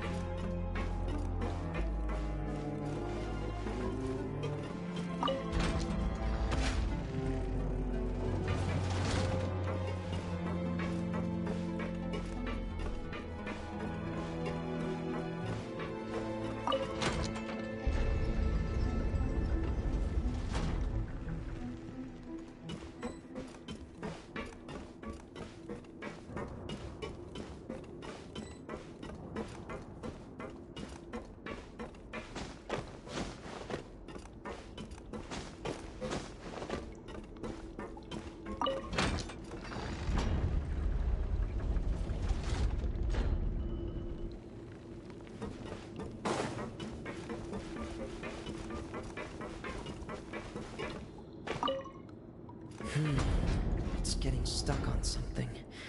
Seems like I'll have to avoid those obstacles while I turn it.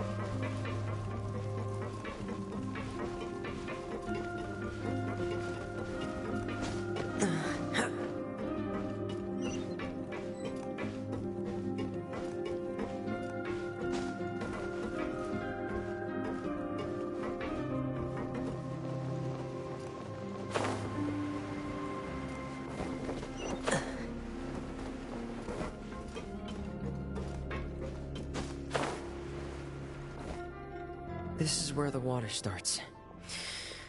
Okay. Master Child probably dived into the water. I'll go take a look as well.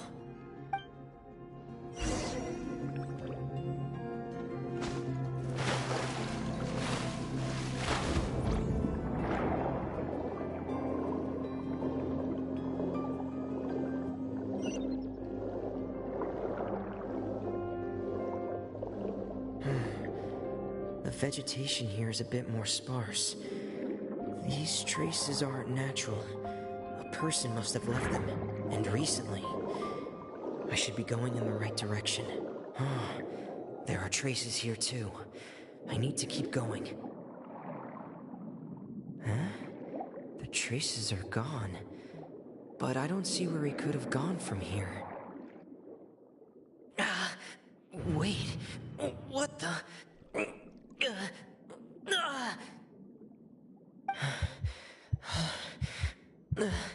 My heart is racing, and it's getting harder and harder to breathe. What's going on?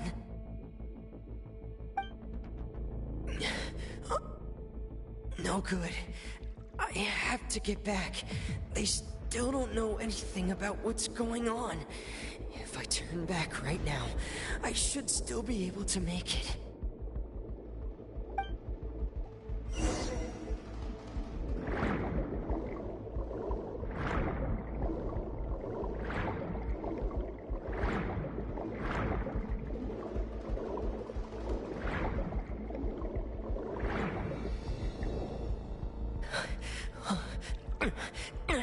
I can't die here.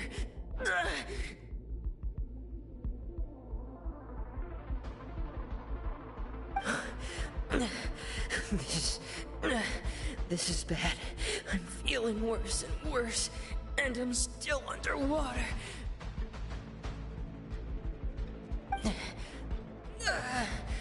I have to push on.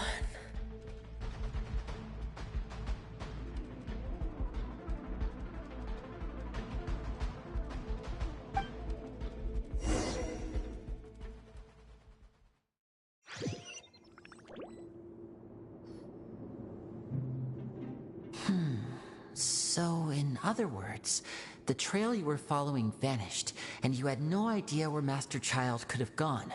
But there was also no obvious place for him to have disappeared to. That's right. I tried my best to swim back, but I had already put some distance between myself and the fortress, and I just couldn't find the strength to keep going. I probably passed out some time after that, and you know the rest. Miss Clarande brought you back, but we also don't know why she just suddenly appeared at the fortress, or why she went out to save you. Miss Clarande, you say? I must go thank her in person. You're still too weak for Monet. You can go after you've had some more rest. Miss Lynette is right. I believe Miss Clarande will stay here as a guest for another few days, so there's no need to hurry. A guest? Then I can assume Risley was the one who invited her to come down here? You should ask His Grace about that. He'll be able to explain better than me.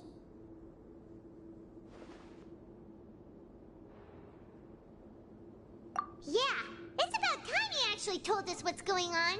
Wanna come with us, Liddy? No, please go on without me.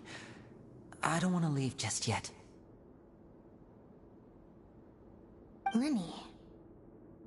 The logical part of my brain is aware that we're safe right now, but I still can't bring myself to leave. Both of you are just in danger. Understood. Then let's just sit together for a while. In that case, I'll leave the infirmary to you. The Traveler and I are going to head out for now. As long as you stay in here, I don't think you'll be disturbed. Thank you.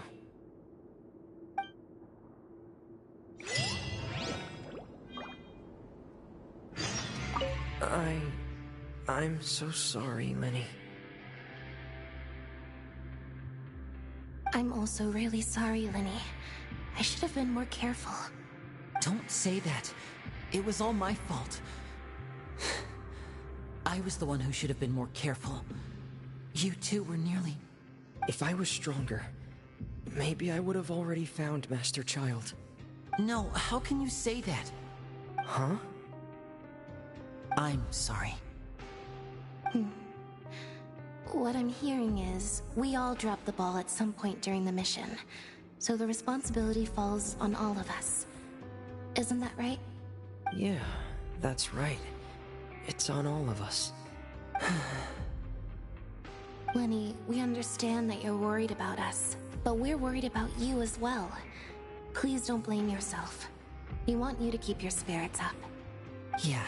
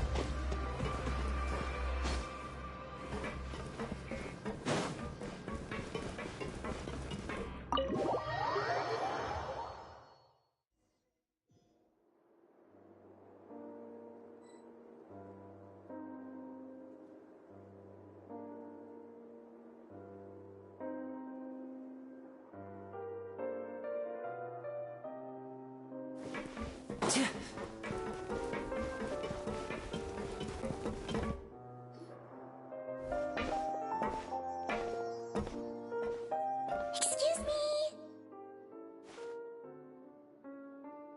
I take it Mr. Fremenet's condition has stabilized? Of course. I wouldn't have left the infirmary otherwise. I've been expecting those two, but might I inquire as to the purpose of your visit, Miss Siegewien? I wanted to check up on Miss Cloran. How are you feeling? Mostly fine, I think. If you don't mind, I'd like to perform another quick physical exam. It'll just take a few minutes. All right. Thank you for looking out for me. I'll take my leave for now, then. Well, want to explain yourself, Risley? Of course, but I'm not partial to the word choice of explain. How about enlighten? But where should I begin? How about you start by asking me any questions you have? You can start with whichever one you'd like to get answered the most. Then Paimon will begin. Did you know about Lenny's goals from the very beginning? No. I just knew they were Fatui operatives sent to the fortress by the Knave. As for their specific goals, I only figured those out as you made progress on your investigation. You managed to monitor and stay ahead of them even though you didn't know what they were trying to do? They came here with ulterior motives. I'm quite adept at discerning what that kind of behavior signals.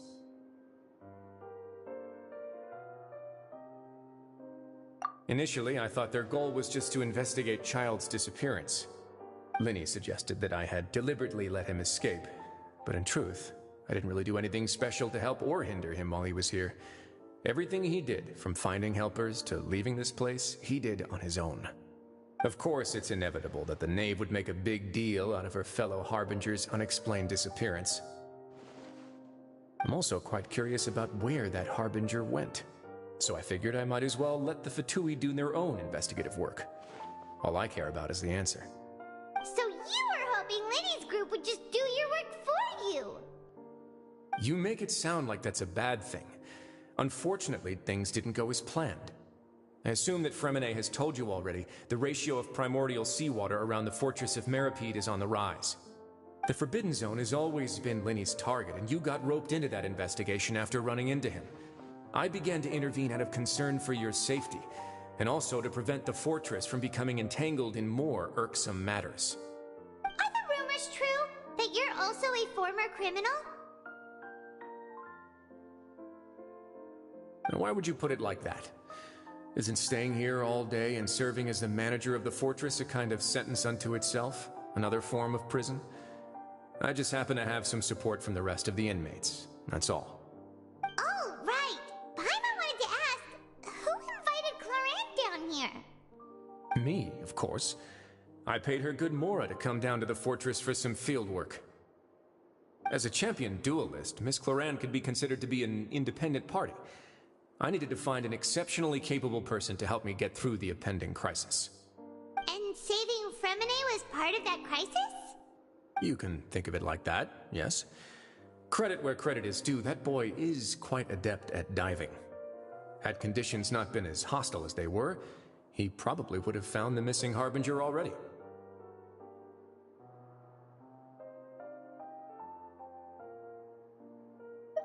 That's not something you should be asking after. Neuvillette only asked you to investigate Child's whereabouts. All I need to prove to you is that the Forbidden Zone had nothing to do with the Harbinger's disappearance. That should be clear now that you've spoken to Fremine. But we've already uncovered that there's something wrong with the infirmary, and we've answered a bunch of questions that you threw at us. Isn't it about time that you answer our last question in return? You make a compelling case. Do you really want to know the answer that badly? Yeah, Paimon really wants to know! Even if the truth may not be pleasant? Follow me.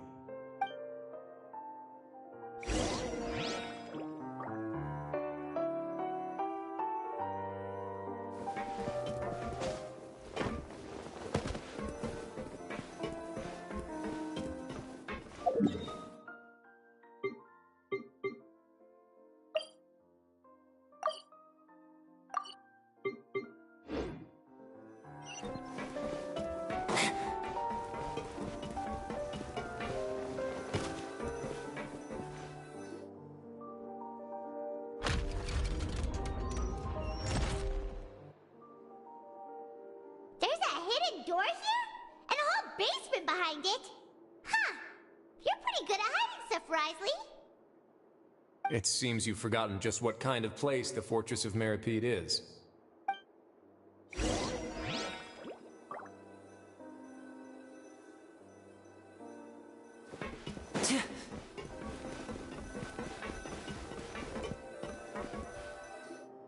Stand on the central plate. Wait, is there a secret mechanism or... Whoa!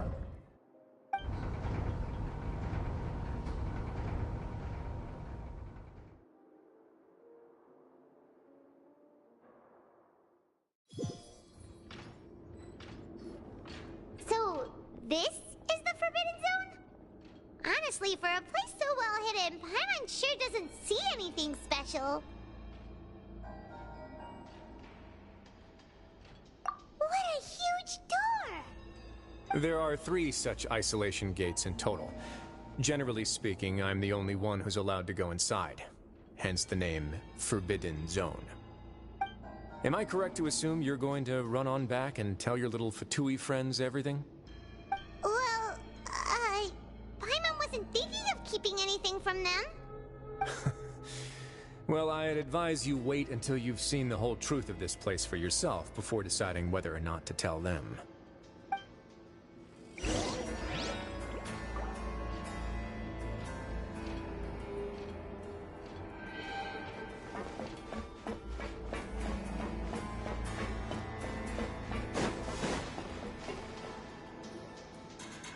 Huh. So there's a switch on the side. Stand back.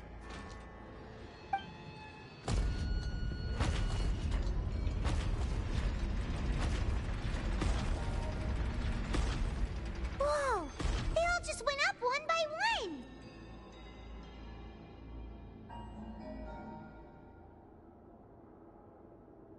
Go on, have a look.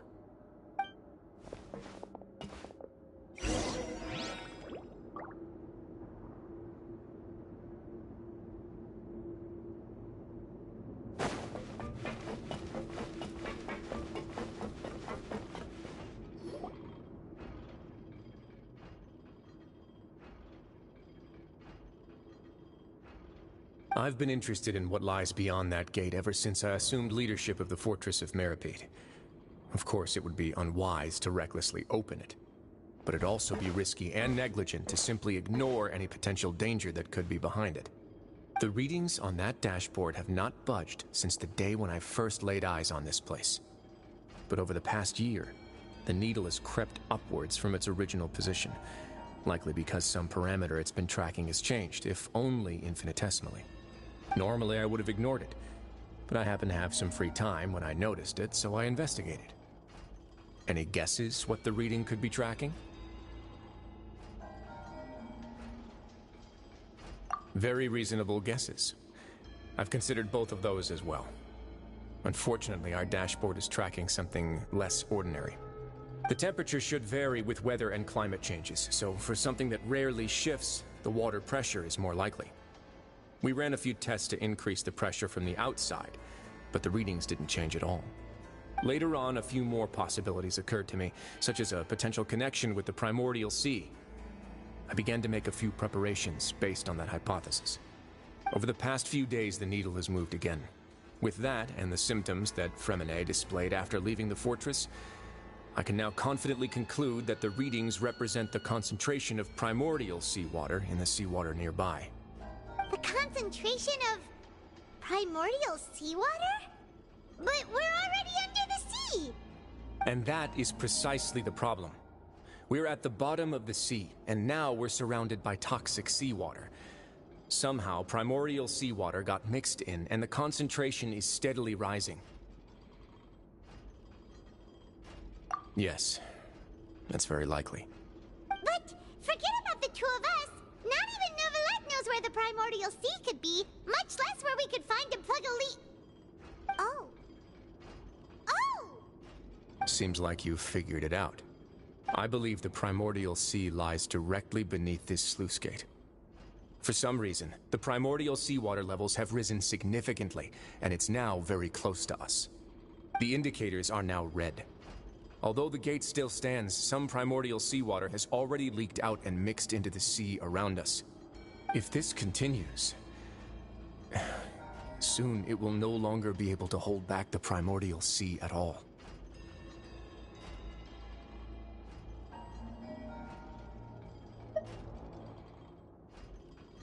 Yeah, you know what the legends say. If this place falls, then everyone in Fontaine will be turned into puddles in the span of a night. But that's just too weird!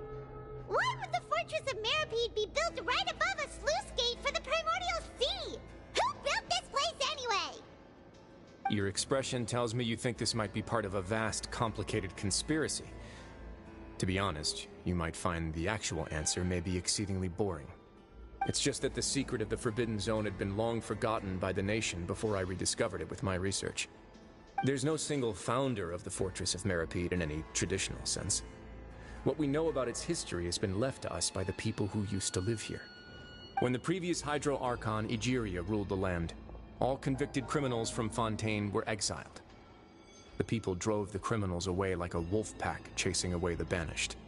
The criminals received no sympathy of any kind from the people. They were exiled to the desolate seaside, where they experienced only pain, struggle, and the bone-chilling cold. Some of them began to repent, and prayed to the Hydro Archon, asking if there was still anything they could do. The Hydro Archon took pity on them, and said, "You may go guard my secret, deep underneath the waves." And so, leaning on the power of the Hydro Archon, they gathered underneath the sea and began to build a fortress. They became a community down there in the deeps, and over the years helped it to grow. As the number of exiles increased, more and more people joined the community. When the first group of exiles died, they left the yet unfinished fortress to their successors. The Hydro Archon continued to lend her support, allowing the fortress and what it stood for to continue growing ever larger. Before long, this dark underwater fortress became the sinner's only home. And with that, the people here stopped referring to the fortress as a prison. They saw themselves as repenting sinners who would regain their freedom once they had sufficiently redeemed themselves. But as time went on, people also realized that the fortress was a lonely place. Once they had gotten used to life here, they could no longer feel comfortable living in the overworld. Once they had finished serving their sentences, some people left and some others chose to stay. They'd find some idle position and let their withered souls fade away with the ancient secrets of the past. After many, many centuries, few people still remember the reason for the fortress's founding. Now they just see it as an integral pillar of Fontainian society, as the place where criminals deserve to be sent. Now and again, Researchers managed to break one law or another and live out their days in the fortress. I learned all this from an elderly historian. Everyone else just thought he'd made it all up. But now you know every part of that history is true. Indeed. It's just as the prophecy says. If this gate fails, then everyone will be dissolved into the sea.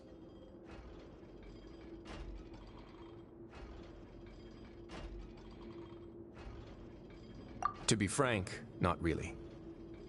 But sadly, that hasn't stopped this prophecy from proving all too accurate. Prophecies are troublesome things. Just hearing one will create the first wave of panic. Seeing signs of it will bring about the second, and actually witnessing it in real time, the third. Let's go somewhere else. I want to show you something.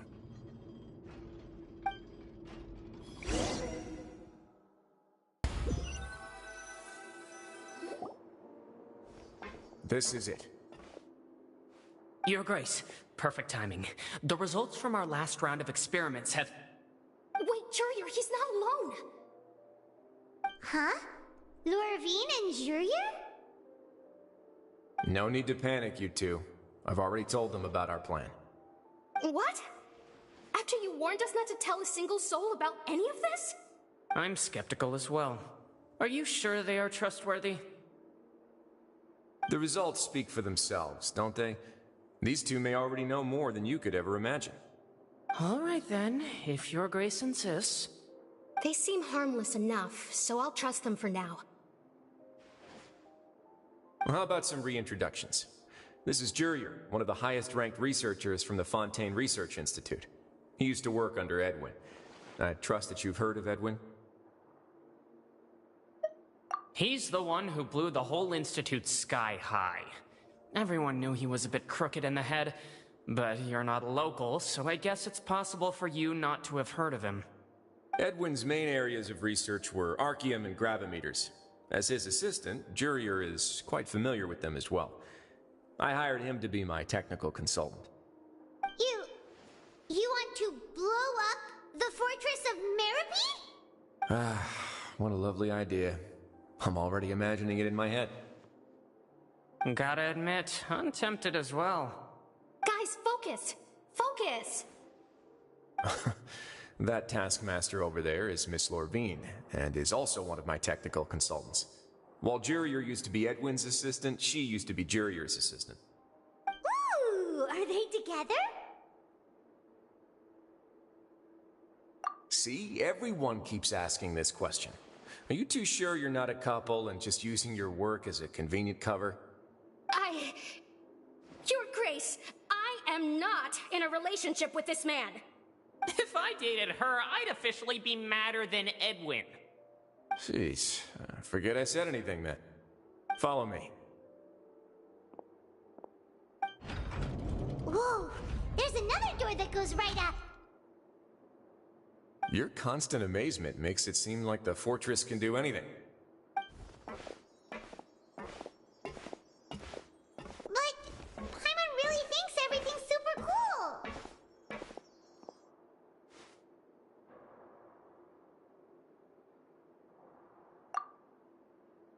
Well, let's spice it up a bit. And here you go.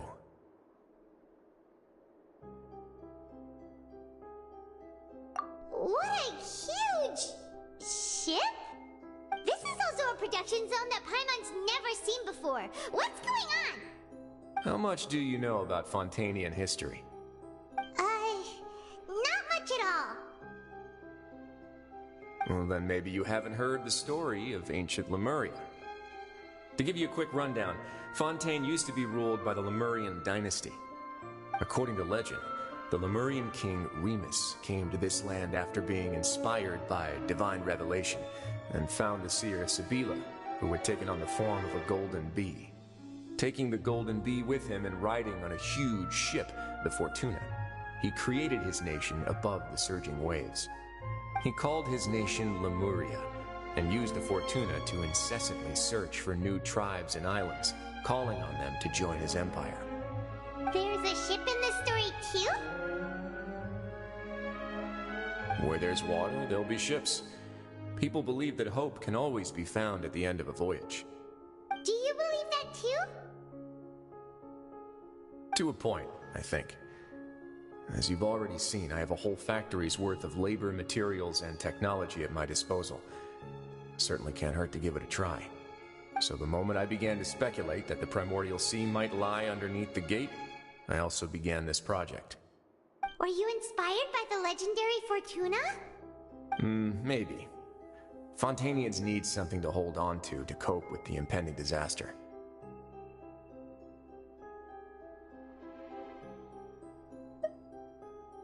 Were the workers to find out the truth behind this ship, riots would destroy the fortress faster than any catastrophe.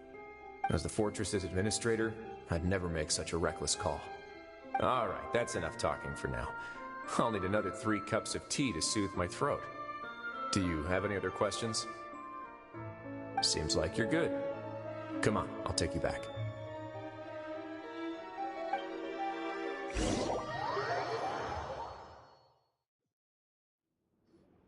I'll leave you here for now. Oh, thank you so much. No worries. But don't forget, it's up to you whether or not you want to share what you just saw. What you do from here on out will likely affect those 3 as well.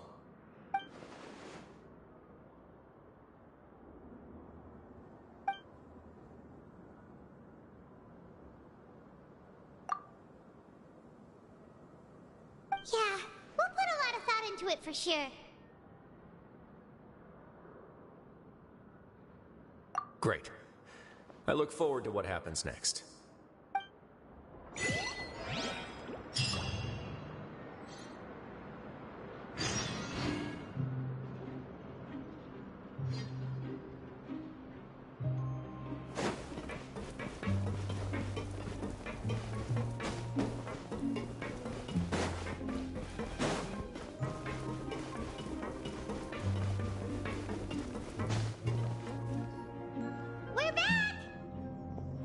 Welcome back. Do you want a cup of tea? How can you be so much like Risley, always drinking tea? Huh. Actually, now that you mention it, I just remembered something now. While I was sedated, I could still barely hear 2 people talking next to me. They were discussing everything, from the leaves to the water and even the teacups themselves. Must have been Risley and Sejuin. Yeah, I heard 1 male voice and 1 female, so it should have been the 2 of them. They really were just talking about brewing tea. I really can't make sense of this place. So, Traveler, Paimon, were you able to learn anything from Risley? Yeah, he explained everything. Very well. Then, would you mind checking your answers against my speculations? Yeah, I took the time to rest, so I'm feeling a lot more relaxed now. Nobody else is around, and Miss Sejuin is also busy with something or other, so let's just talk here. Alright, then I'll posit my theories. I asked myself 3 questions. Firstly, why was Fremine affected by the primordial seawater? It was because he dove into the sea. My theory is, the long-lost primordial sea is probably very close to the fortress of Mirapede. Ooh, he's good. He got that right on the first try. That's Arlene. Secondly, Risley's attitude changed dramatically during the course of our stay here. He ignored us completely at first, then suddenly roadblocked us. Why? I spent quite a long time thinking about this. If he has been monitoring the Fatui since the very beginning, he probably ignored us at first because he was hoping we could find Master Child for him. What's more, the Fortress of Mirapede is not part of Fontaine's court system, nor does it report to Iudex Nervulet. Risley is basically the king of a no-man's land. As long as the fortress doesn't do anything about Master Child's disappearance, Father can use it to pressure the Fontaine authorities. And while the 2 factions are pitted against each other, Risley will be free to move between the parties of interest. If I had to guess, he probably has something that he's working on himself. It's likely related to the secret of the infirmary, but I just can't think of what it could be. You're super smart! Thanks so much. Then finally, there's the last question. If Risley does have a plan, what could it be?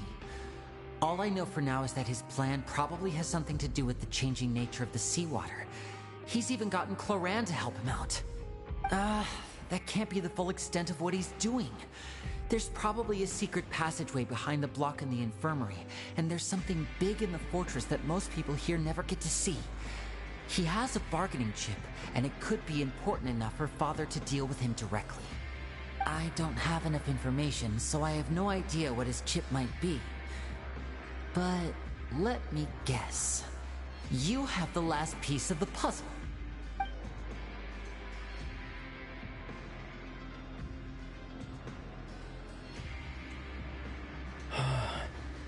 I can't believe it.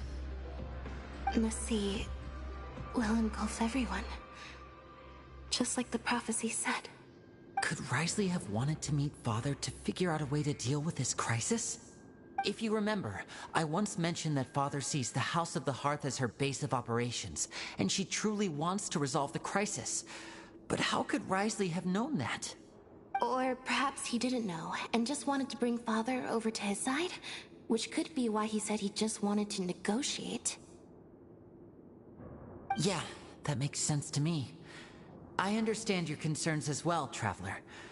I'll figure out a way to pass this on to our father. No matter what, we're on your side. The two of you have already aided us far too much. We probably wouldn't be standing here right now if not for you. If you ever need anything else going forward, please come to the House of the Hearth at any time. Though you may not share the sentiment, after all that we've gone through together, the three of us basically see you as family now. You have my gratitude.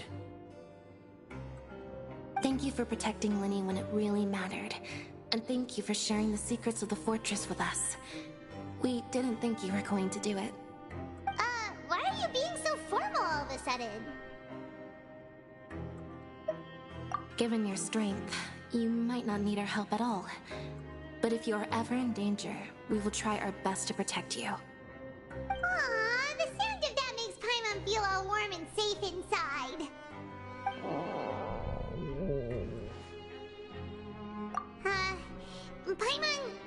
Paimon's hungry. Oh, you've done so much already. Go get some food. Alright, then we'll catch you guys another time.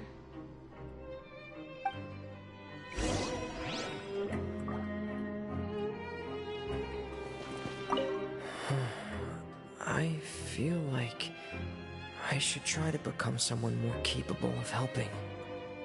You're incredibly helpful. Lenny thinks so too. Yeah, you two are always telling me not to push myself, but aren't you just like that as well?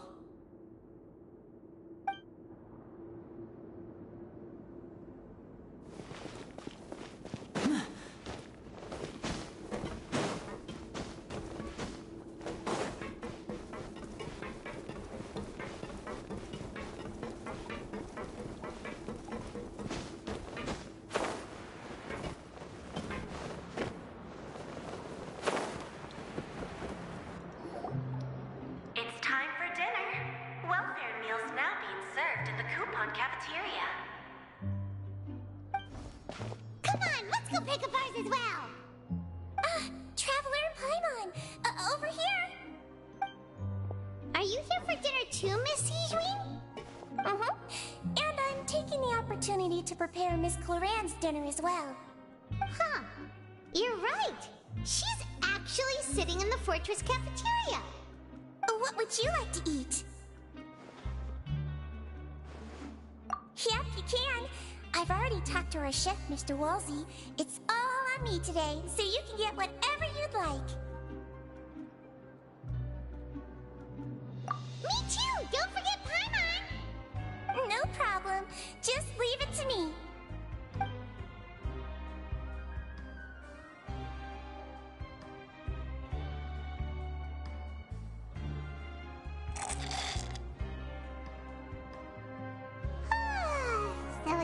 Delicious. Is this how it feels to be freeloaders?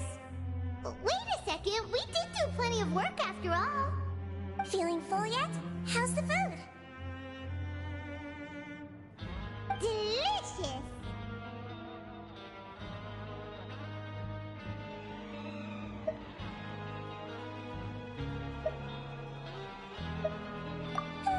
I'm so glad to see you all so happy. Oh, see the expression on your face just now? The muscle here just moved, which suggests that you're feeling quite relaxed at the moment. Siegeween, do you do this to help your patients or to better understand human beings? A bit of both, I suppose. I'm a Melazine, which means I'm very different from human beings. I must know what you're thinking if I want to take good care of you. You're really good at taking care of people. Even though you're so short, you still talk and act like an older sister. Really? You're reminded of an older sister? That's great to hear. Oh, and what did you mean back in Risley's office? When you said that you were protecting Linny and his siblings as well?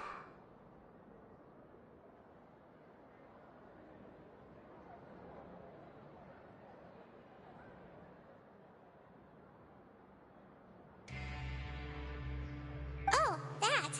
I just asked His Grace to look out for those children, especially that diver boy.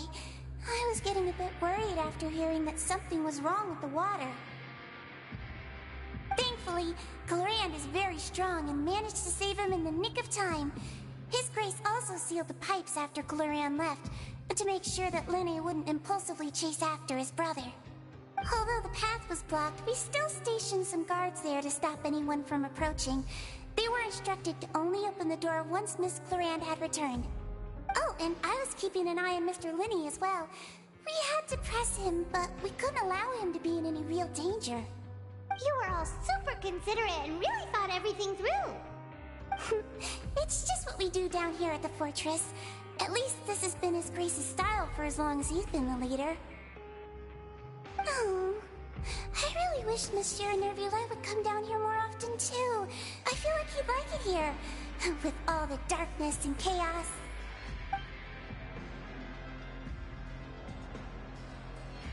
Get a good night's rest, you two. You both worked very hard.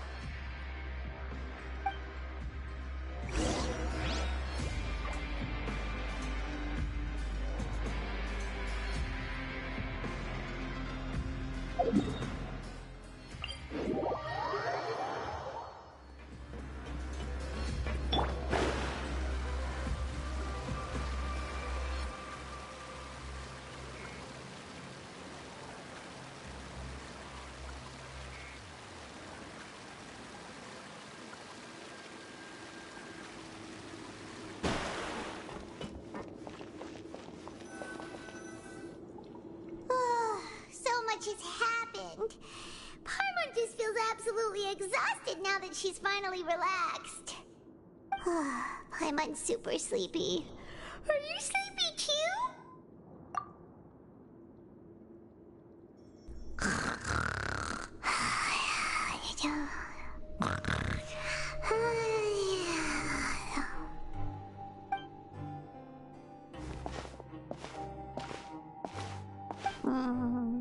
Delicious.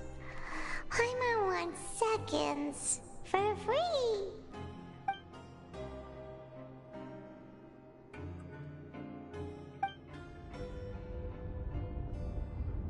Out of my way! Get out of my way! What happened? Why is everyone running?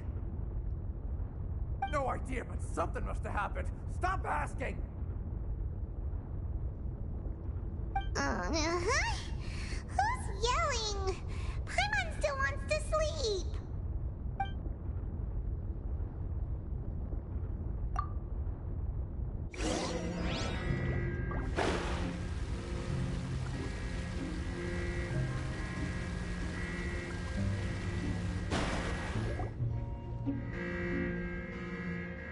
What happened? Why is everyone running around? Hey, what are you doing?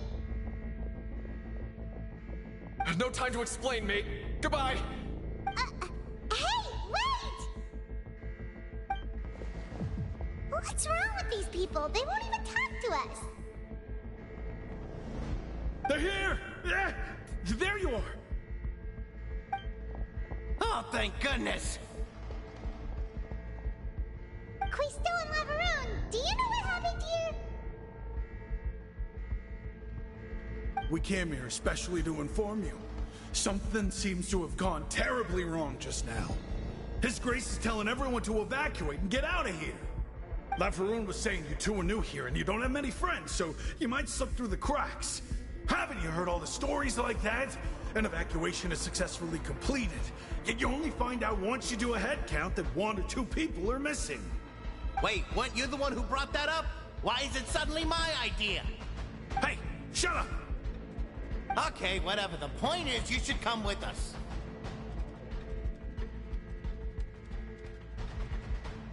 Yeah, he said to get as far away as possible, upwards and outwards.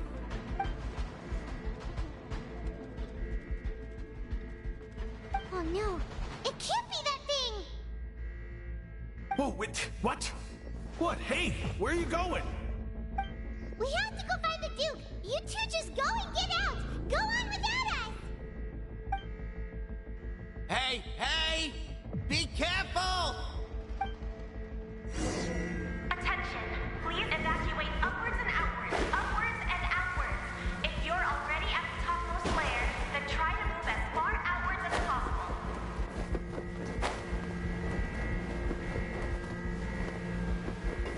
Attention, please evacuate upwards and outwards.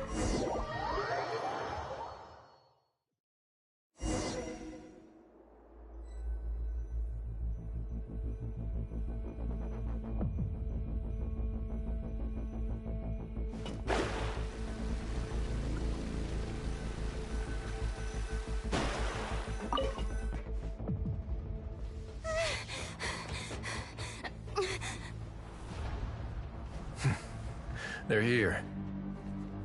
Just like I said. What happened? Huh.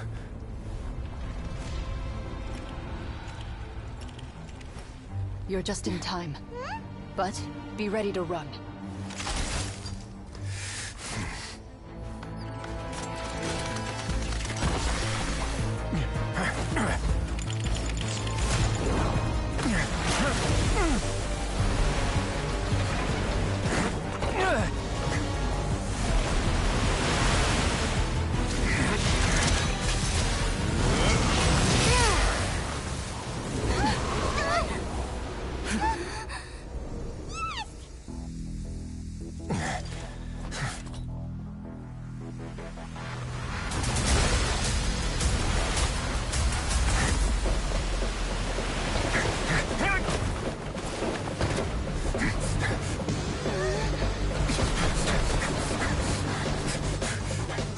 Three, 2, 1.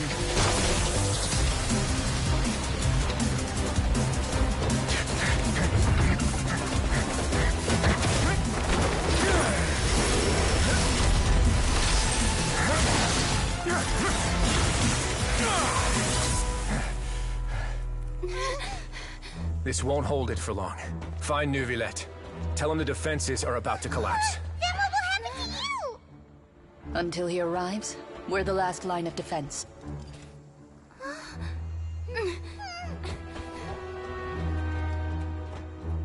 The gate. How long do you think it'll hold? That depends on us.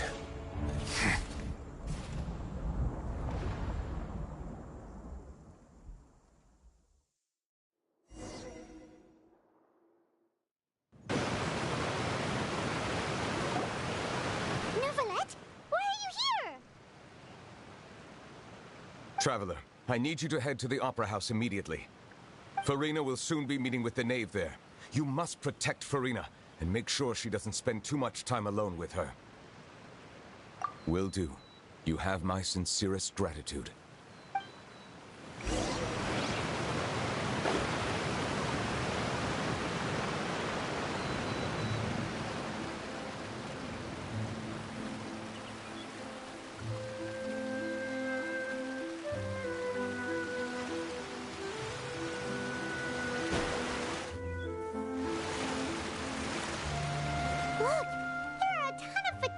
Palais Mermonia people over there. The knave is probably here already. We need to hurry. Are you two the traveler in Paimon? Monsieur Nervalet has left instructions. Please follow me.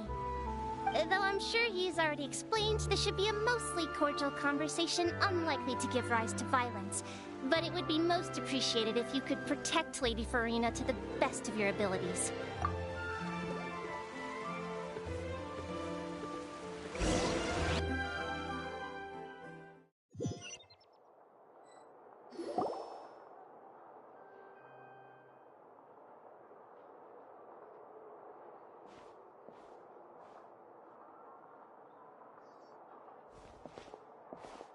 Oh, so you two are the honored guests Miss Farina mentioned.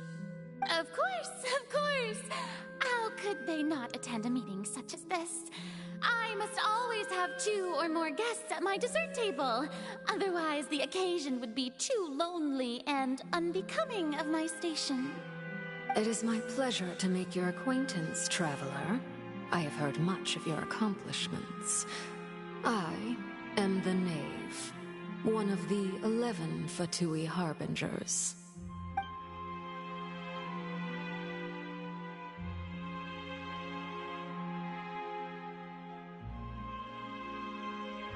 I've already prepared seats for you. Come, sit beside me. Perhaps you two are unaware of how Miss Farina and I do things. You see, we actually recently agreed to get together for tea when we had the time. See this? This is a limited type of confectionery that Miss Farina simply adores. There are only 16 slices sold every day. Here, why don't you and Paimon have a taste?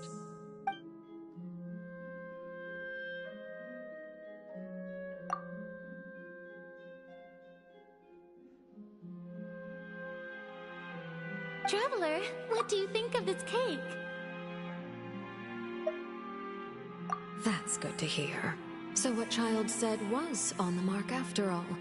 You do share a taste in desserts with Farina and I.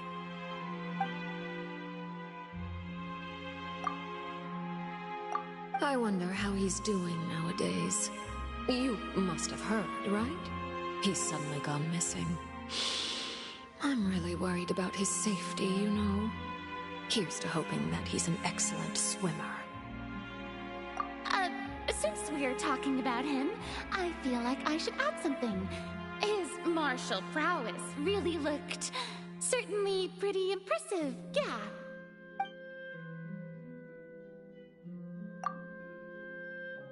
Oh, so you're also familiar with his aptitude for fighting, Miss Farina. Oh, right. I almost forgot. Child was subdued by Udex Nuvillette right in front of you. Against ordinary people, my colleague would never be on the back foot. But alas, he just never imagined he'd run into such a person. I must express my admiration for Monsieur Nuvillette. Coming from you, that's not surprising at all. But I thought you would be happier to hear the news. Of course, but it's still a bit of a shame. You see, I would have been far happier had I received this news somewhat earlier. As you well know, a long time has passed since Child disappeared.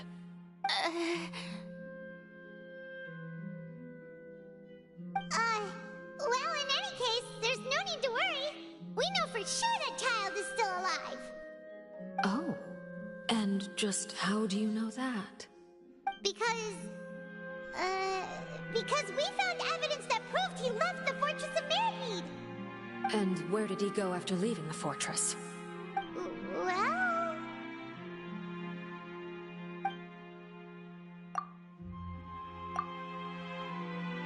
The Fortress of Meripede lies deep beneath the waves. Unless he pranced right out of the main gate, he must have had to swim for it. Do you have any proof that he surfaced safely?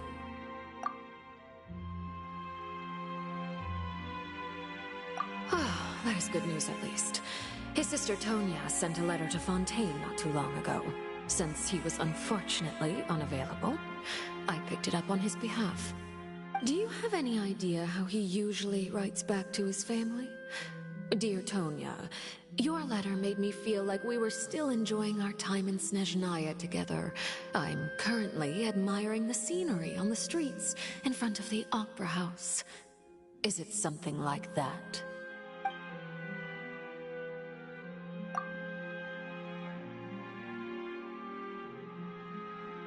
All letters tend to follow the same few formats anyway, right?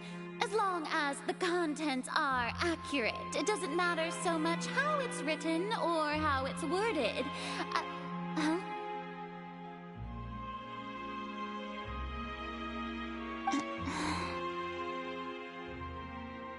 Hold on.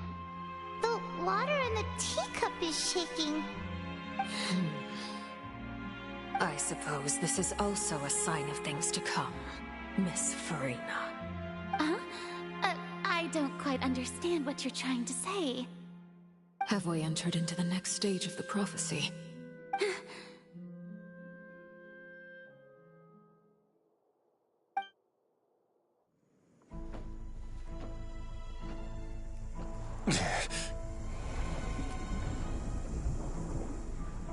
My thanks to you both.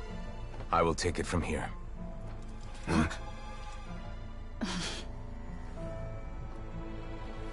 Sure you don't need a hand? Quite sure. Wow. So, what's your secret, huh? Let me guess. Nah, who knows? Maybe it's just your sense of responsibility. Sounds about right.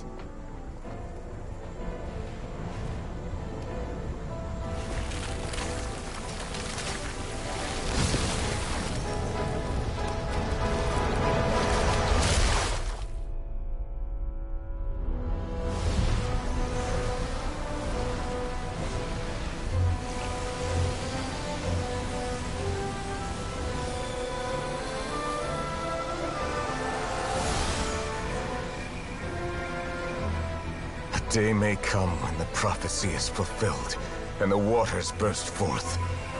But it is not this day!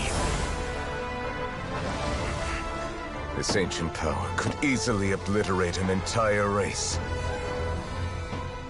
A tsunami of fury would unleash endless catastrophe.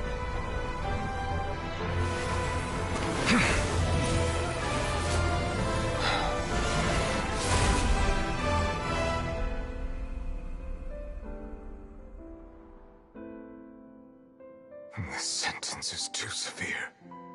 Forgive me for overruling it.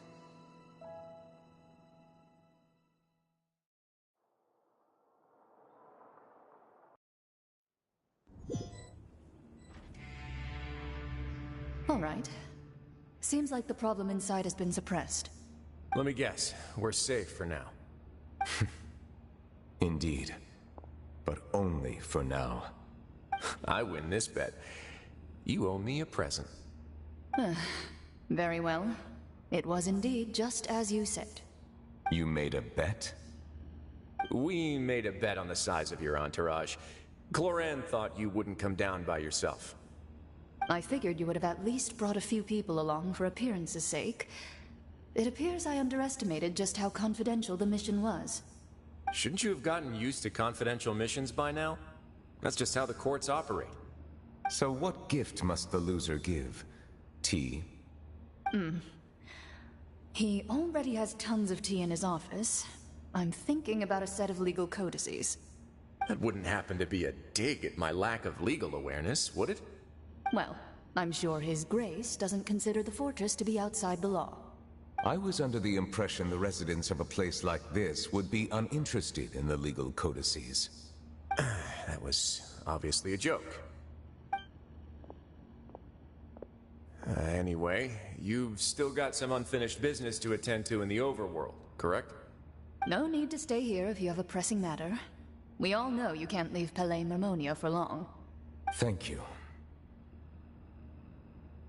I hope everything went smoothly with the Fatui Harbinger.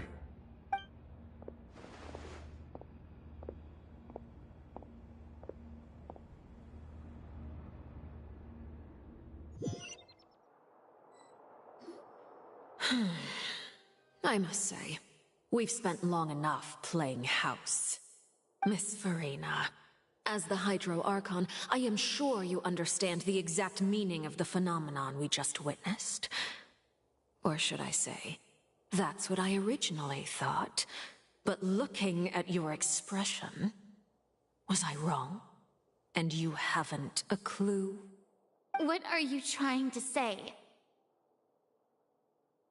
At this point, I don't think there's any more need to speak as diplomatic representatives.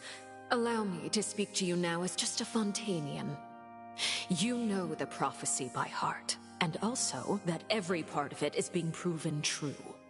Yet, here you are, relaxing, drinking tea, and eating desserts as if it's all nothing more than a few stray bugs in your garden. Do you really think that's acceptable? The prophecy's hanging above our necks like a guillotine. Every faction is looking for a way to either avert the disaster or save their own. Even the orphans of the House of the Hearth have devoted everything to saving their homeland. But you... it beggars belief just how nonchalant and carefree you have been. From the very beginning, you, the god Focalor, you have utterly failed to take action. You're wrong. I've never ignored the prophecy, nor have I just been passing the time in self-indulgence. Retract your accusation and stop doubting the wisdom of the gods with such absurd conjectures. I am not alone in my doubts, you know. All the children of Fontaine may be harboring the exact same thoughts right now. Oh, great Hydro Archon. How are you going to save them? Save us? How are the people you've sworn to protect supposed to survive in a land that will soon disappear beneath the waves? I have my ways, and I've been working on them for all this time. Even if you look down upon me, you have no right to judge me. Fontaine will be saved. Even if I still cannot see the true future right now, as long as I continue on as I am, I will be able to hold my head up high.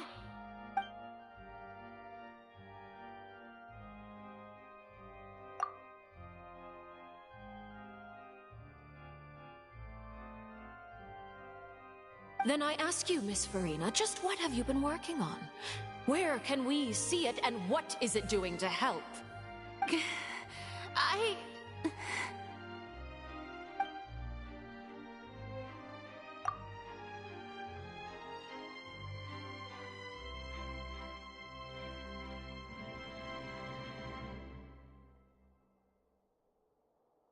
My machinations are just like the prophecy itself.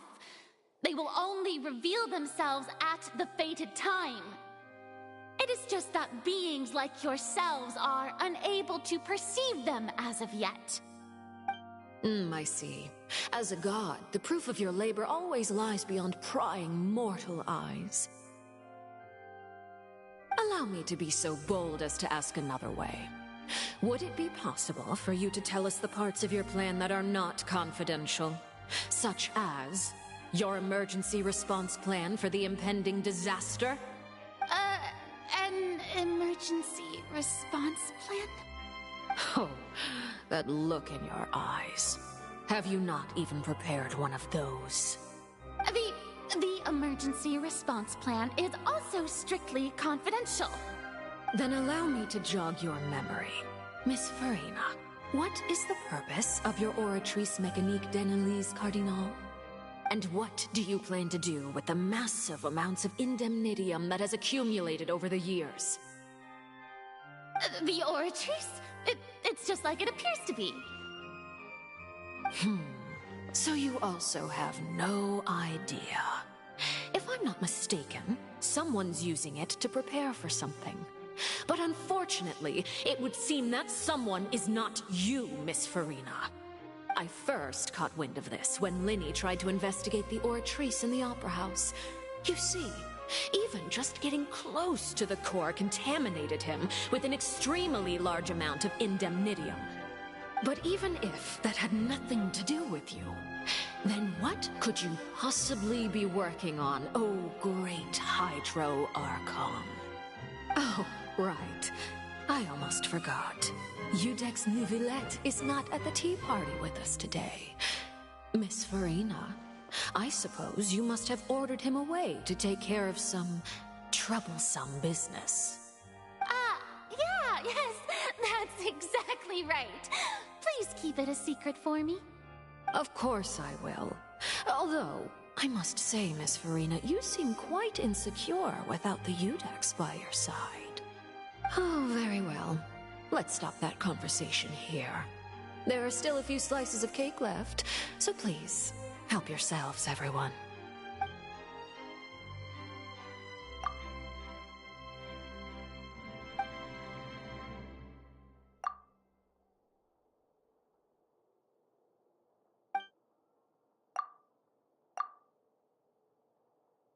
Traveler, I heard that you were recently commissioned to handle a few matters on behalf of the Udex.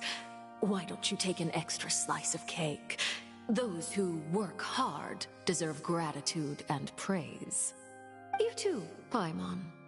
Thank you. Paimon will take you up on that offer.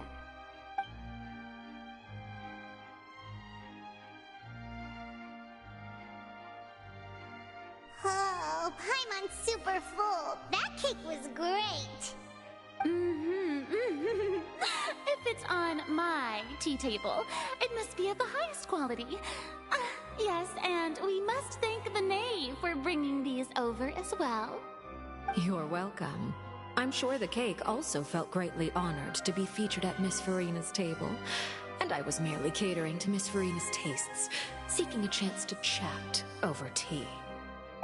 It is getting late. Why don't we call it a day?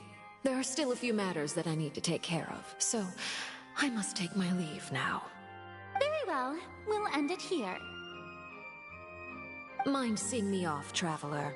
We could use the opportunity to discuss Child before I must be on my way. Paimon's coming too!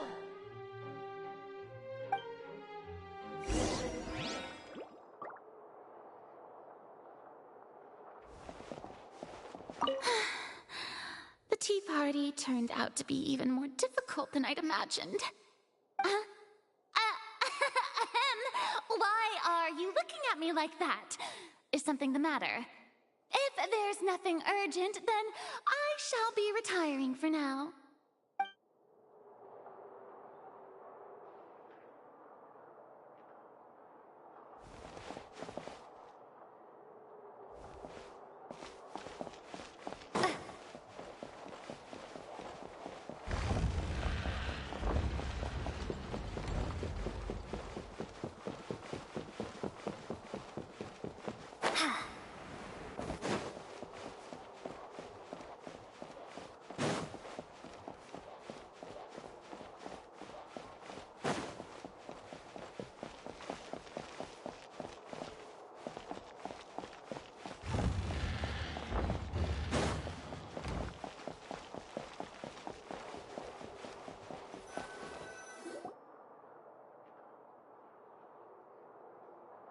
I'm glad that you were willing to come with me.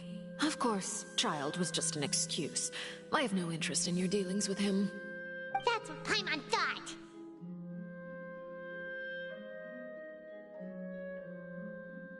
You lent your aid to the children of the House of the Hearth. As their father, I would like to express my gratitude.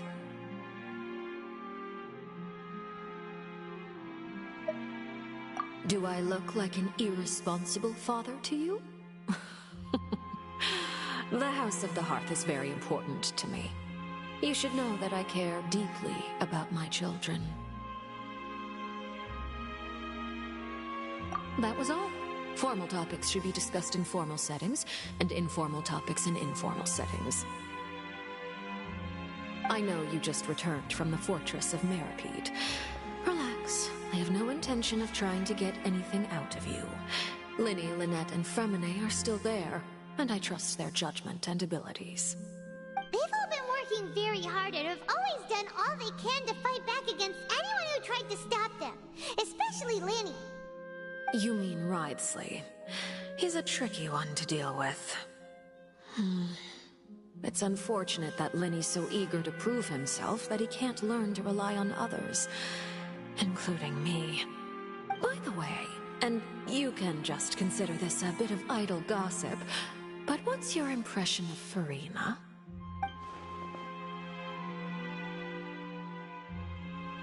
You are outside of our disputes, and the freest person in all of Fontaine, able to move around most easily. Allow me to share my perspective with you. And that's everything that happened during the trial. Master Child was declared guilty and immediately transported to the Fortress of Meripede. Didn't he say he was coming here on vacation? Does he not feel an ounce of shame for all the trouble he has caused?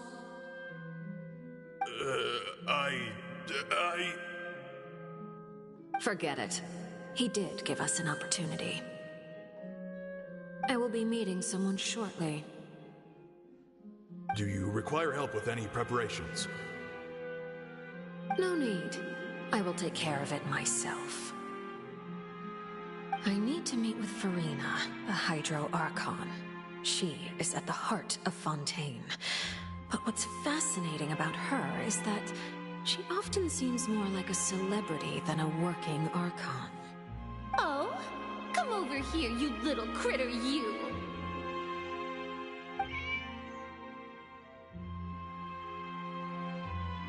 You dare to run from me? Stop right this instant! My goal is just to discover the location of the Gnosis. But I didn't expect the chance to approach Farina to be handed to me on a silver platter. This is so easy, it's actually making me a bit suspicious. Anything left unguarded is usually just bait. But no one will blame someone for taking the bait. After all, from the moment it was attached to the hook, the bait is meant to be sacrificed. It's just as I guessed in the second before I struck. The Hydrognosis is not currently held by the Archon. In fact, this Archon doesn't seem like a god at all. And I sense that she's under some kind of curse. Who are you? And what are you trying to do? Please don't kill me. I'm begging you, please. The fear in her pupils is genuine, so perhaps she's not bait after all. Either way, targeting her has lost all meaning. I left the scene with ease. Nobody came looking for me, and nobody could serve as a witness to my near assassination of Focalor. I suspect even Farina dares not mention this incident to anyone. Not long after, my informants confirmed what I had guessed. After returning to her quarters, Farina quietly cried alone. She was so scared that she could not sleep that night, nor could she even bring herself to eat her cake. There's no doubt that there's something wrong with her. I began to entertain the possibility that she is not the true Hydro Archon. Perhaps Iudex Neuvillette is actually the genuine article. I have to find the Gnosis.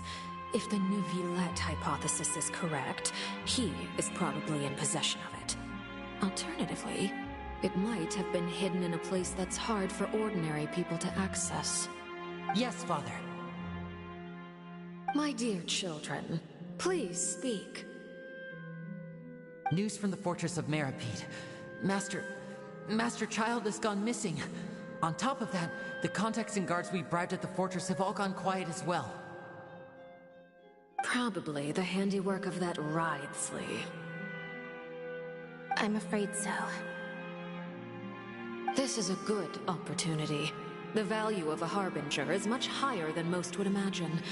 We now have an excuse to exert diplomatic pressure on the Fontaine authorities. Set up a meeting for me. I would like to meet the Hydro Archon and Iudex Neuvillette. Oh, and I have an additional mission for you three. Yes, Father. Tartaglia's disappearance was not a part of my plan, but I can use it to make a breakthrough. With this as my excuse, I can ask for an official audience and continue my investigation of Farina and Iudex Neuvillette. The initiative belongs to the House of the Hearth. My wish to investigate the Fortress of Meripede will be a front. Linny and his group will be responsible for the actual intelligence gathering.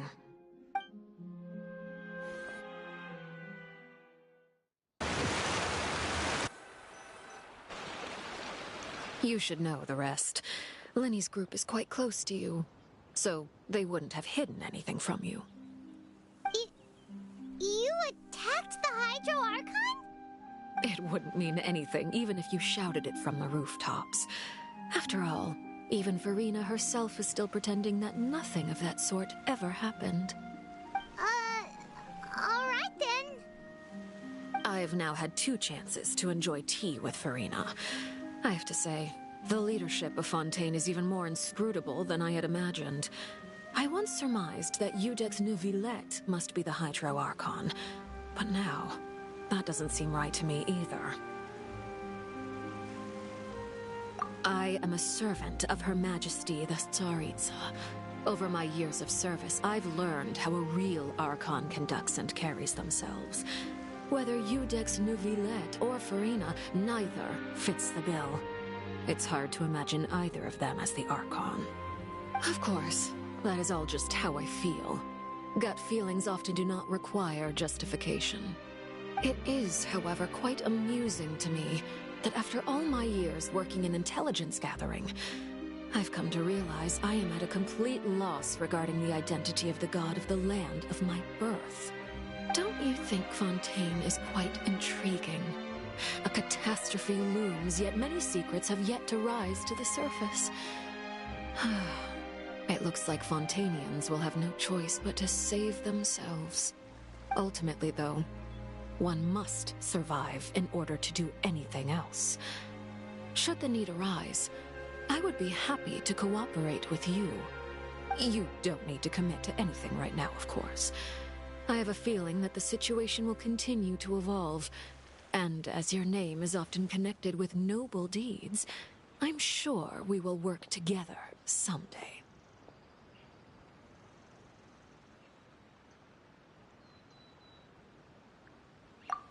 He certainly returned quickly.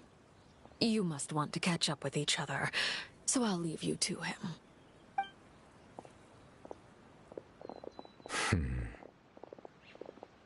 Neuvillette, is it over? For now, yes. But this issue will prove quite thorny in the long term. I'm concerned that sooner or later the prophesized events will occur. Thank you for protecting Farina.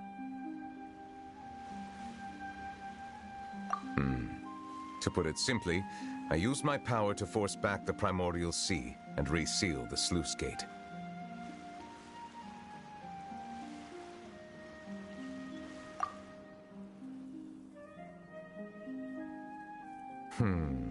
So as expected, the knave has turned up the pressure on Farina. She's trying to feel her out, though I'm still unsure as to her motives. Permission granted.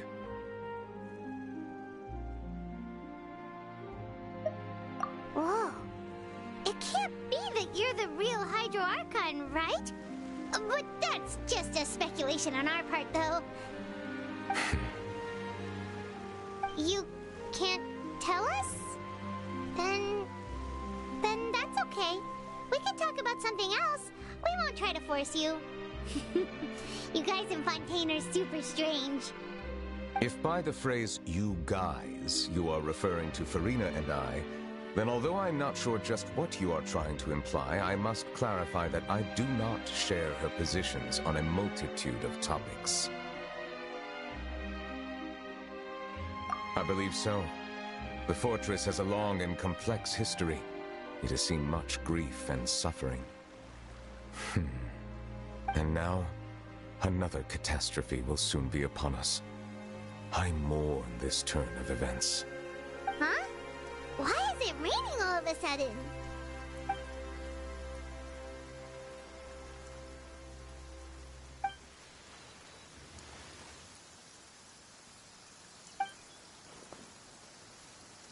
You may be closer to the truth than you think.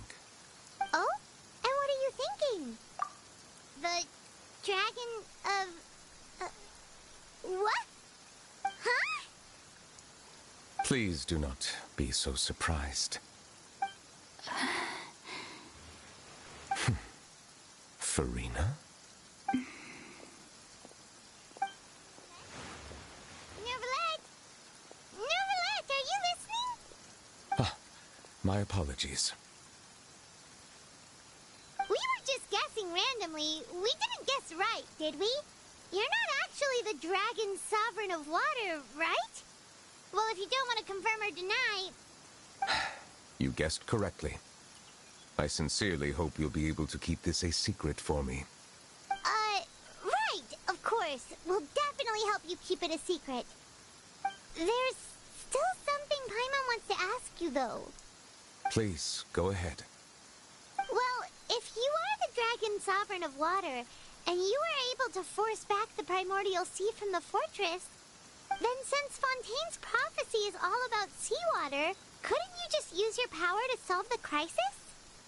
None of the currently living dragon sovereigns in the world, myself included, possess our full dragonhood. They say that when the first usurper arrived on Tivat, they seized a part of the dragon's power.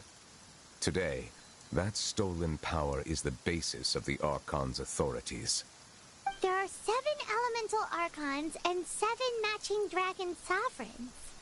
The dragon sovereign of water who lived through that era perished a long time ago. As their successor, I know far less of that part of our ancient history. In any case, I believe I will not be able to do much unless the Archon disappears and returns their elemental authority to me. Given the status quo, however, I would recommend finding another way to deal with the prophecy. Oh, so even you can't solve it. I still have some urgent matters to attend to at my office. If you have any more questions regarding ancient history, you are welcome to discuss them with me at a later time. Please go right ahead. There's a place that Paimon wants to go too. Traveler, why don't we pay another visit to the Fortress of Meripede? Paimon is a little worried.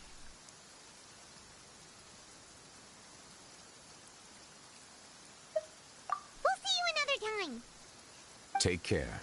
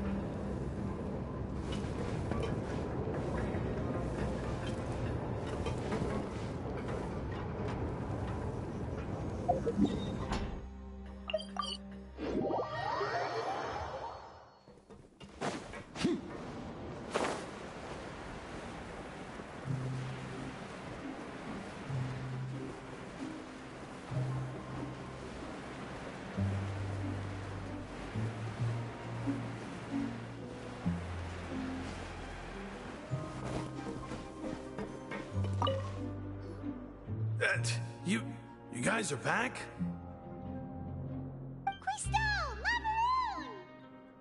You guys didn't get caught and thrown back down here, right? Huh? No, not at all. And here I thought you'd managed to escape from jail during all the commotion. I'd held you up as legendary jailbreakers, but now you're telling me you just never left? We're sorry, but we just had some business to take care of. All right. There's no need to get caught up in the details. We're just relieved to see you. He was super worried about you, you know. Hey, it wasn't just me. Weren't you super worried as well? Something like that, yeah. I was also transferred to work in the kitchen a few days ago. I can still hear Quisto mumbling to the Karens. Are those two all right? Do you think they made it out alive? Whenever he'd say that, I'd tell him I'm sure they're fine. Wherever they are, they're kicking back with drinks in hand, enjoying the lovely scenery. Hey, there's nothing wrong with worrying about your prison pals, is there?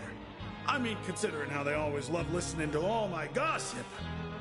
These two, they sure are a lot warmer and friendlier than when Paimon first met them. Oh, well, if you say so. I'll be watching you to make sure you finish every last bite.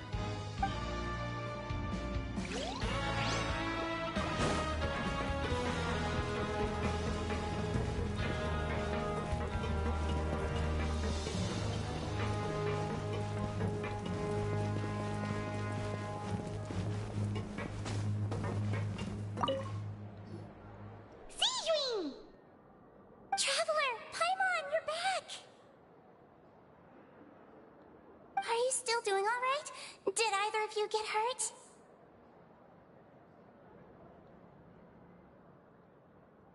We're fine, but what about you guys? It was such a huge mess. How bad was it? A few people sustained superficial injuries, but that's about the extent of the damage. Monsieur Nervulette paid us a visit. It was all thanks to him that we managed to suppress the crisis for the time being. Oh, of course, we must also thank you for the help you provided. How did Nervulette know that he was needed here? Well, Monsieur Nervulette has strong resonance with the hydro element. When the water level rises, he can feel the waves produced. I ran into the bombshell bros while bandaging the injuries of the wounded. They were mumbling the whole time about how you just ran down without a word. I'm so relieved to see that you're both all right. If you're not too pressed for time, please stay with us a few more days. Just let me know if you get a craving for any particular dish, so I can have Mr. Walsey get your meals prepared. Oh, and please feel free to visit the infirmary for a break at any time. I'd like to take the opportunity to spend some more time observing your facial muscles as well. Your happy smiles are quite contagious, you know. They're so memorable, and I've missed them immensely while you were gone.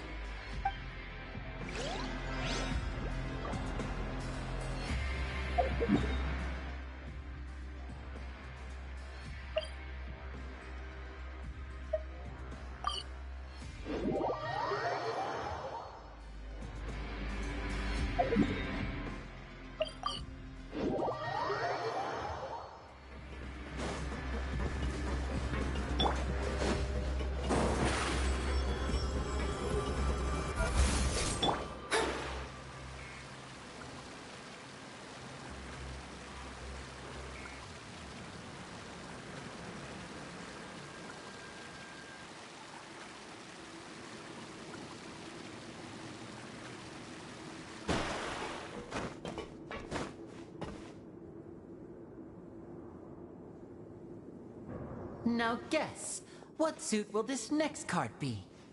A bare-teeth cat? Well, well, look who it is. Traveler, Paimon. Hello, everyone. Looks like you're recovering nicely from it, eh? Mm-hmm. Thanks to everyone's support. Oh, right. I managed to work up the courage to thank Miss Clorand in person. Whoa, how did she react? She told me that it was nothing. It was as if saving a life wasn't a big deal to her at all. She also told me not to worry about it. She didn't want to stress you out, that's all. She's right, and it's best not to dwell on it. Yeah. Okay, but check this out. We went back to the opera house and we met the knave. You met Father? Did she say anything to you? She said a few things that were, a bit hard to understand. And also that she's looking forward to working with us in the future. Her attitude towards you is even better than what we'd imagined. That's fantastic. You should believe her. She has her own way of doing things, and she'll do everything in her power to help those she considers close, which now might also include you. Mm-hmm. Father is very capable, and also trustworthy. Oh, Paimon just remembered that she thought Lenny was a bit too proud as well. She said that you should learn how to rely on others sometimes. Got it. Huh. That does sound like something that Father would say. Hey! Are you going to stay here for the next few days? Looks like it, yeah. Excellent. I will host a tea party. For real? Then Paimon wants another serving of cake. Another implies that you were already served some delicious cake while you were up there. How lovely. Well, next time, you're going to have tea and snacks with us.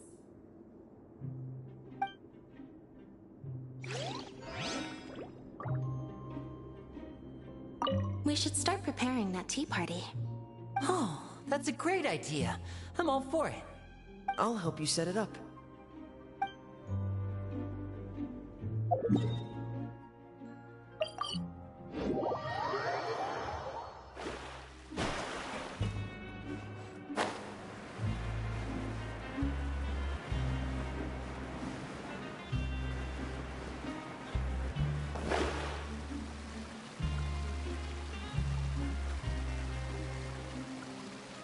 If you can find the time, please stay at the fortress for just a while longer.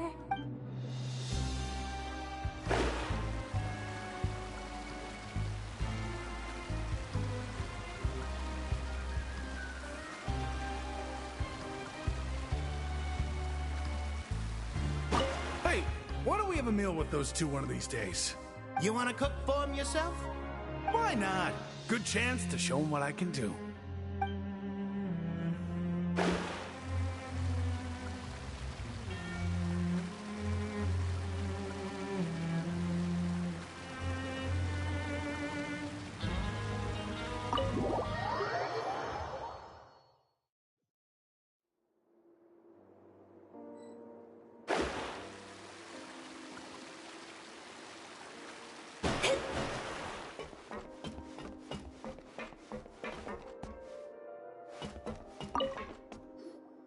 Courier?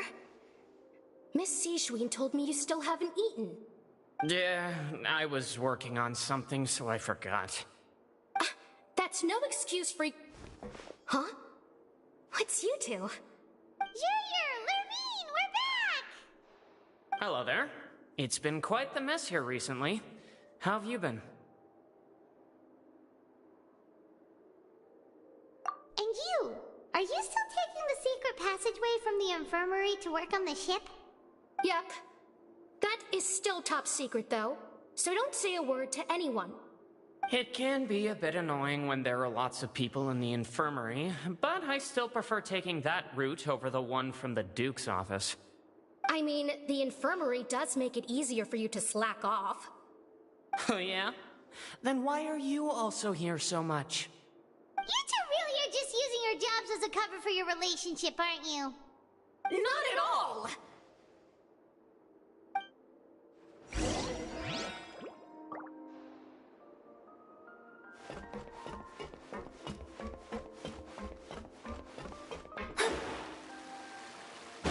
Courier, the rumors about us are literally everywhere now. Please do something about it. But it's not like I caused them by myself. All right. I'll try to do something about it when I can find the time.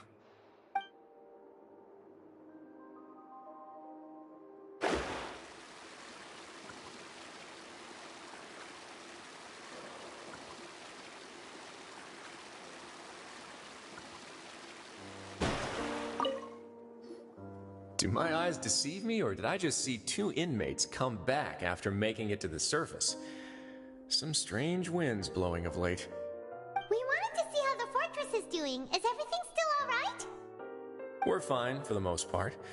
Neuvillette came down and took care of the worst of it. If that's the case, why don't you just ask him to stay here? Oh, yeah, what a brilliant plan. Let's go convince the Eudex himself to exchange the Courts of Fontaine for a puddle of water in the middle of nowhere. He came here in a hurry and left without even stopping for a cup of tea.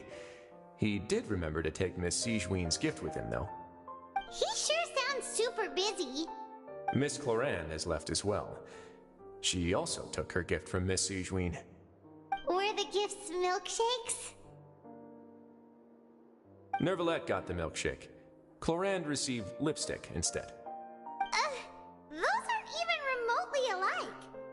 Well, it's Neuvillette's own fault for making Sigewinne worried about his health by working so much. But besides that, our head nurse is still pretty fond of picking out beauty products for the ladies. Oh, and I have some gifts here for you as well. Are these from Sigewinne too? Nope, they're from yours truly. You've already wrapped up your work at the fortress, so you can return to the surface at any time. You haven't yet served your full prison term, however, so you may continue to use your cell until your term is up. For real? Then we could stay here for a really long time? You may access the cafeteria for free. Hooray! Just remember to come complete your paperwork once it's time for your release.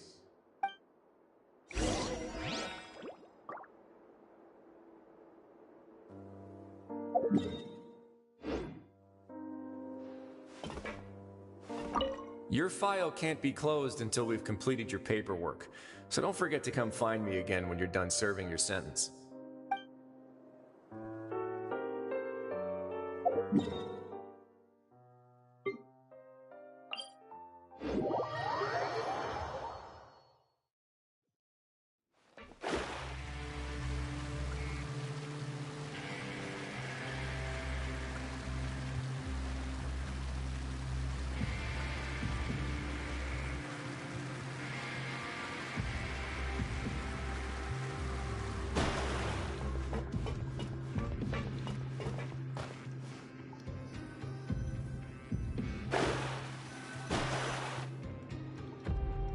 We're back in our cell again.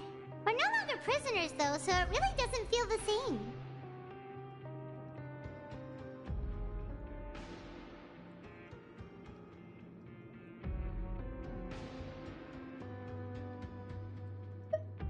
Being free sure feels pretty special now.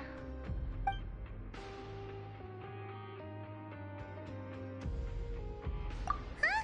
How did you know?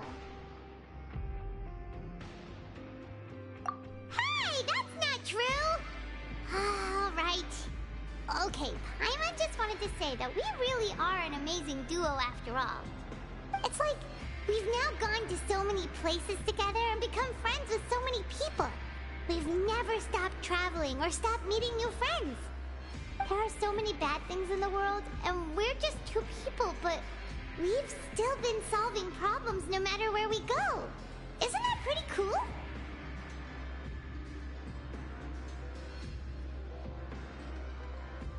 You're counting Paimon today?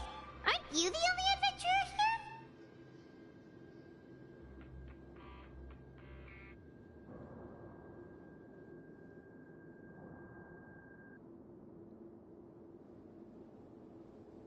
Then let's ask Catherine to give Paimon an adventurer handbook as well. Paimon will also be an adventurer from today forward. Just our thoughts making Paimon giddy. Oh, Paimon's gonna crash, so you sleep soon too. The last time we fell asleep here, we woke up to a whole mess outside our cell. The primordial seawater nearly rose up. That was so scary. We should be safe now, right? All right then. Good night to you, traveler.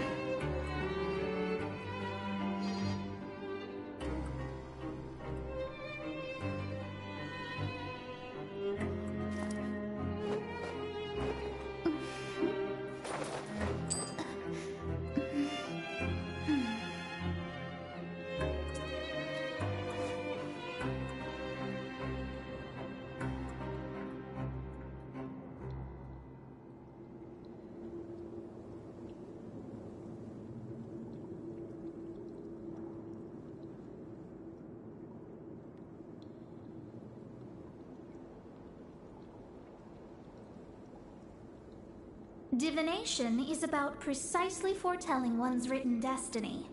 Over-embellishing that fate only leads to misconception.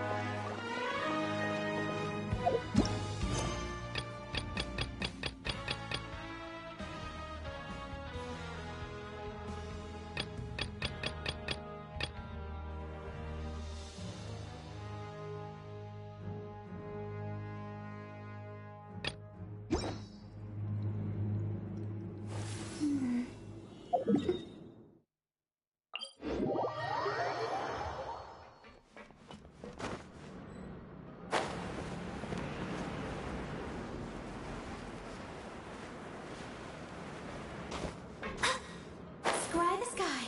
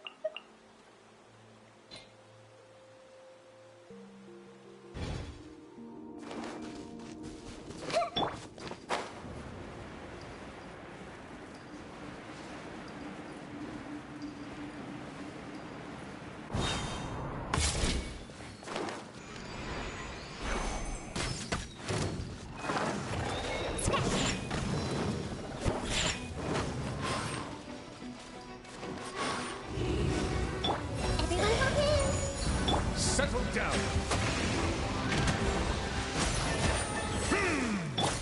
Jumpy Dumpty Toe!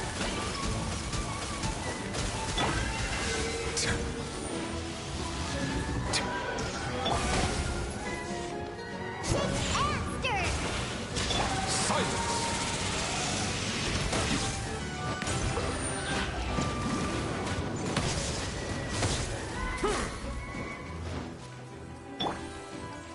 Diana Special!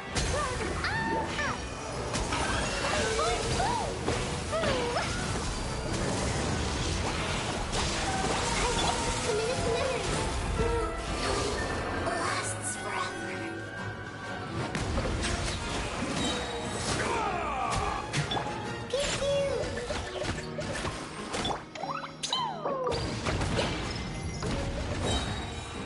Boing, boing, boing!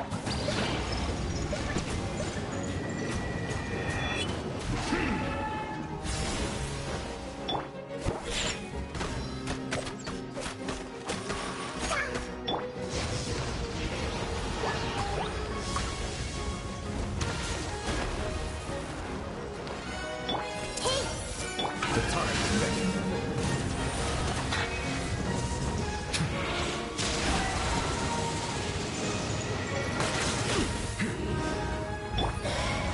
You can bully me!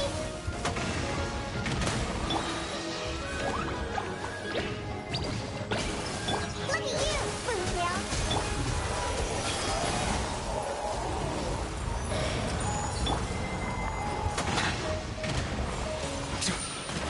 Silence!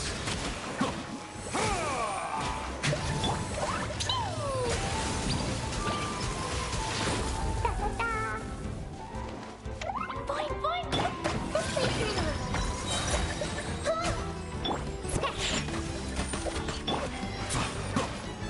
Bow your head.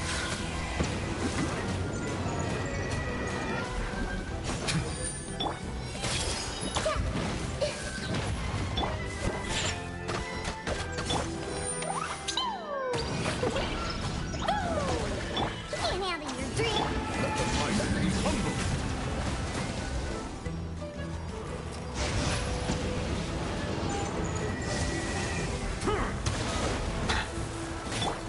Everyone hold hands!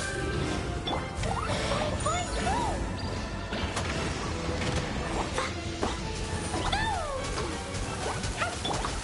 After!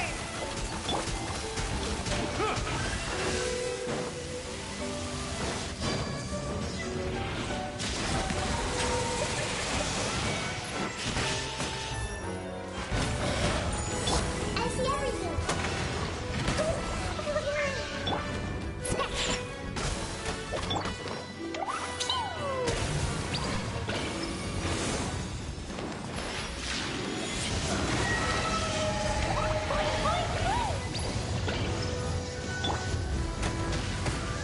Think you can bully me? Silence!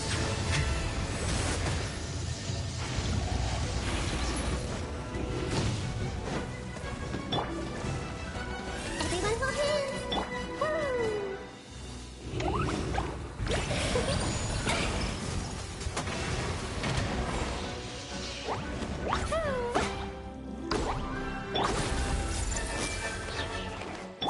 Settle down!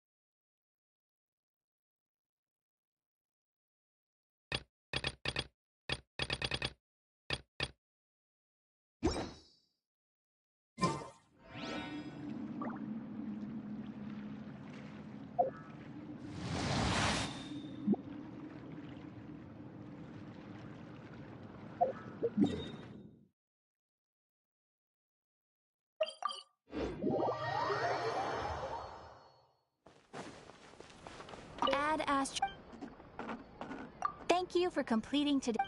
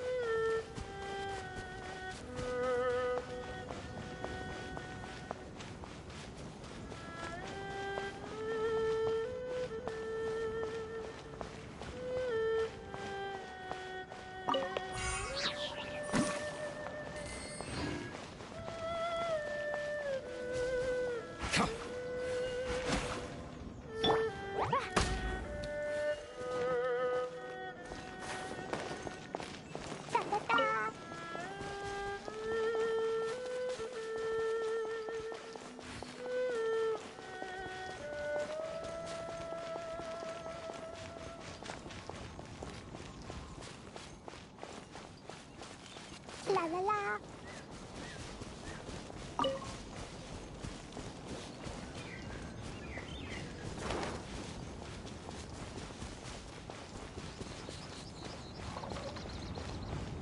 Woo.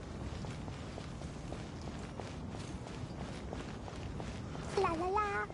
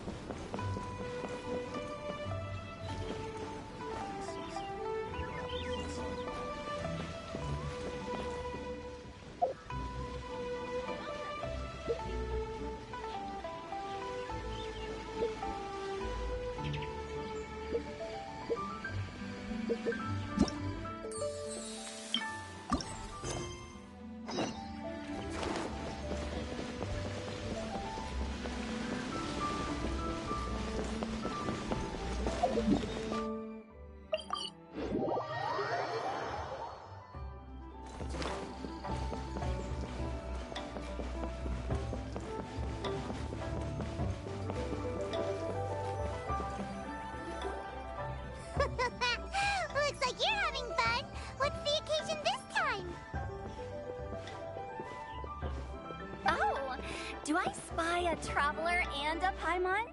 We were just talking about you. This is more serendipitous than finding Mora after face planting on the road.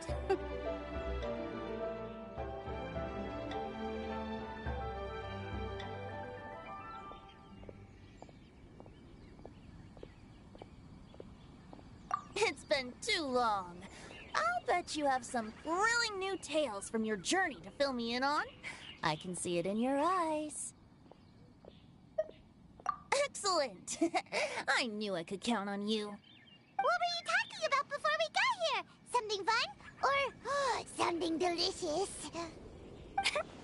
We were talking about one certain traveler, and how two's company, but three's a crowd, as the inseparable duo tore around to that, making 4 friends here and 5 more there, often at 6s and 7s as they brave the lakes and seas, collecting pieces of 8 and countless other treasures. They clearly must have 9 lives. Wink, wink. Let's hope they have less than 10 deaths. What the? It just gets worse and worse. Shortly, you may attend a grand banquet at Stone Gate. All will be dressed to the nines for majestic food and fine wines. And after 8 long drinks and 7 shorts, they'll each write 6 lines 5 times. You've been to all 4 corners of the world, so in 3 short seconds, can you guess from these 2 stanzas of 1 speech each what this event is about?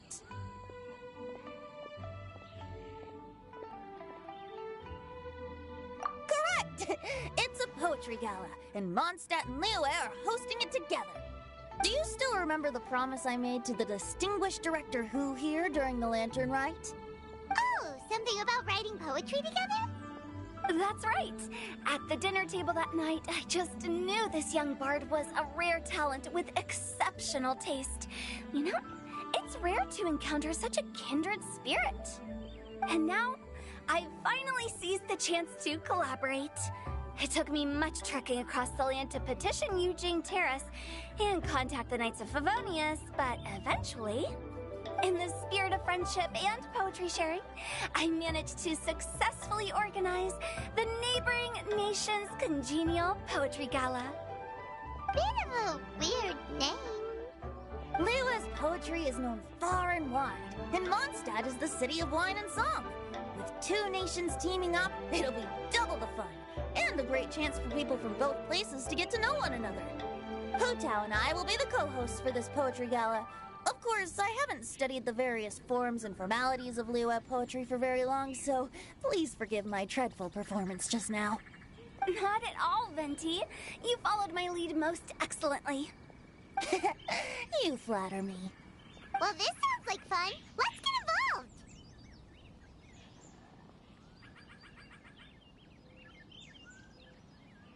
Oh, Paimon, sure you'll be amazing. Remember that time in Liyue when Paimon gave you the first half of a couplet? Wind rises, winds never churn. You came up with the second half right away. Oh, looks like someone's got a knack for this. Perhaps we'll have to raise the difficulty a little. Alright, so basically you guys are here to discuss the activities for the poetry gala, right? Oh, looks like little Paimon's brain has gained a wrinkle or 2. You guessed it so effortlessly, but you still guessed it wrong. Huh? Wait, Paimon guessed wrong? We came here hoping to invite a special guest. I already told you, I'm not going. Xiao, you're here too! Never having penned a verse myself, how could I hope to judge the poetry of others? Besides, afflicted with karma as I am, the raucous atmosphere you are cultivating is precisely the kind which I must avoid, as you well know. Hey now, there's a first time for everything, right? We all start from itsy bitsy spider, but give it a shot and you'll be wandering lonely as a cloud in no time. And you don't even have to join us in person if you really don't want to. You can just watch the party from a nearby mountaintop and cheer us on. But at least head down and take a look first. It's right by the inn, and there's plenty of fun activities to get involved with. It can't hurt to take a quick walk and check things out. Besides, With the renowned traveler here, what is there to fear?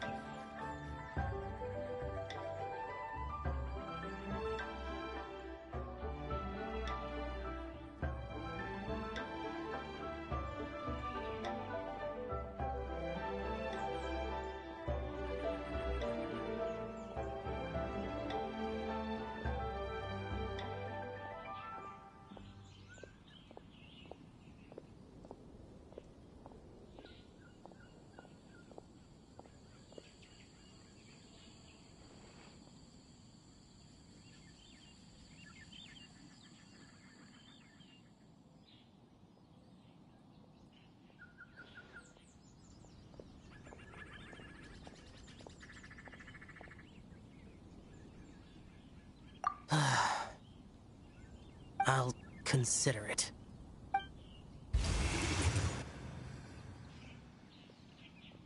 It's nearly time. Why don't you all head to the venue and take a look around? Quite a few of your friends should have arrived by now. Yes, that's right. Venti and I still need to discuss the poem for the opening ceremony. So, we'll catch up with you later. Plus, our Adeptus friend might need a bit more convincing.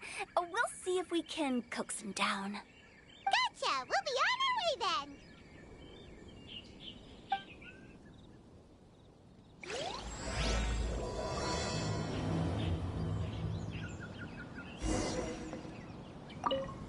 How about that for an opening? Yes, I like it. But if we could give it a bit more oomph, it would be even better. I think we should lead with a bang, dip into a slippity slide, then whoosh into a whoop whoop boom! Got it? Got it. Completely understood.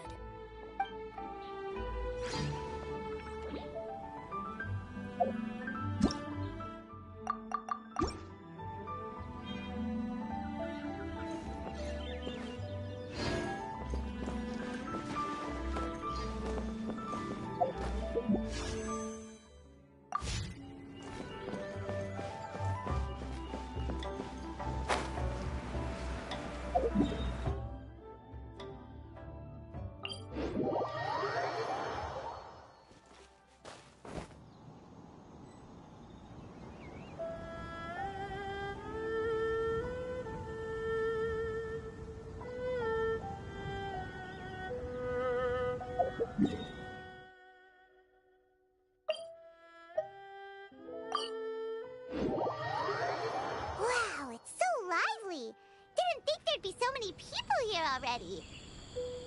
And a lot of them are familiar faces. Let's go say hi. Fasting with me? I'll get grounded for a whole day, but it's way worth it because the fish tastes so good.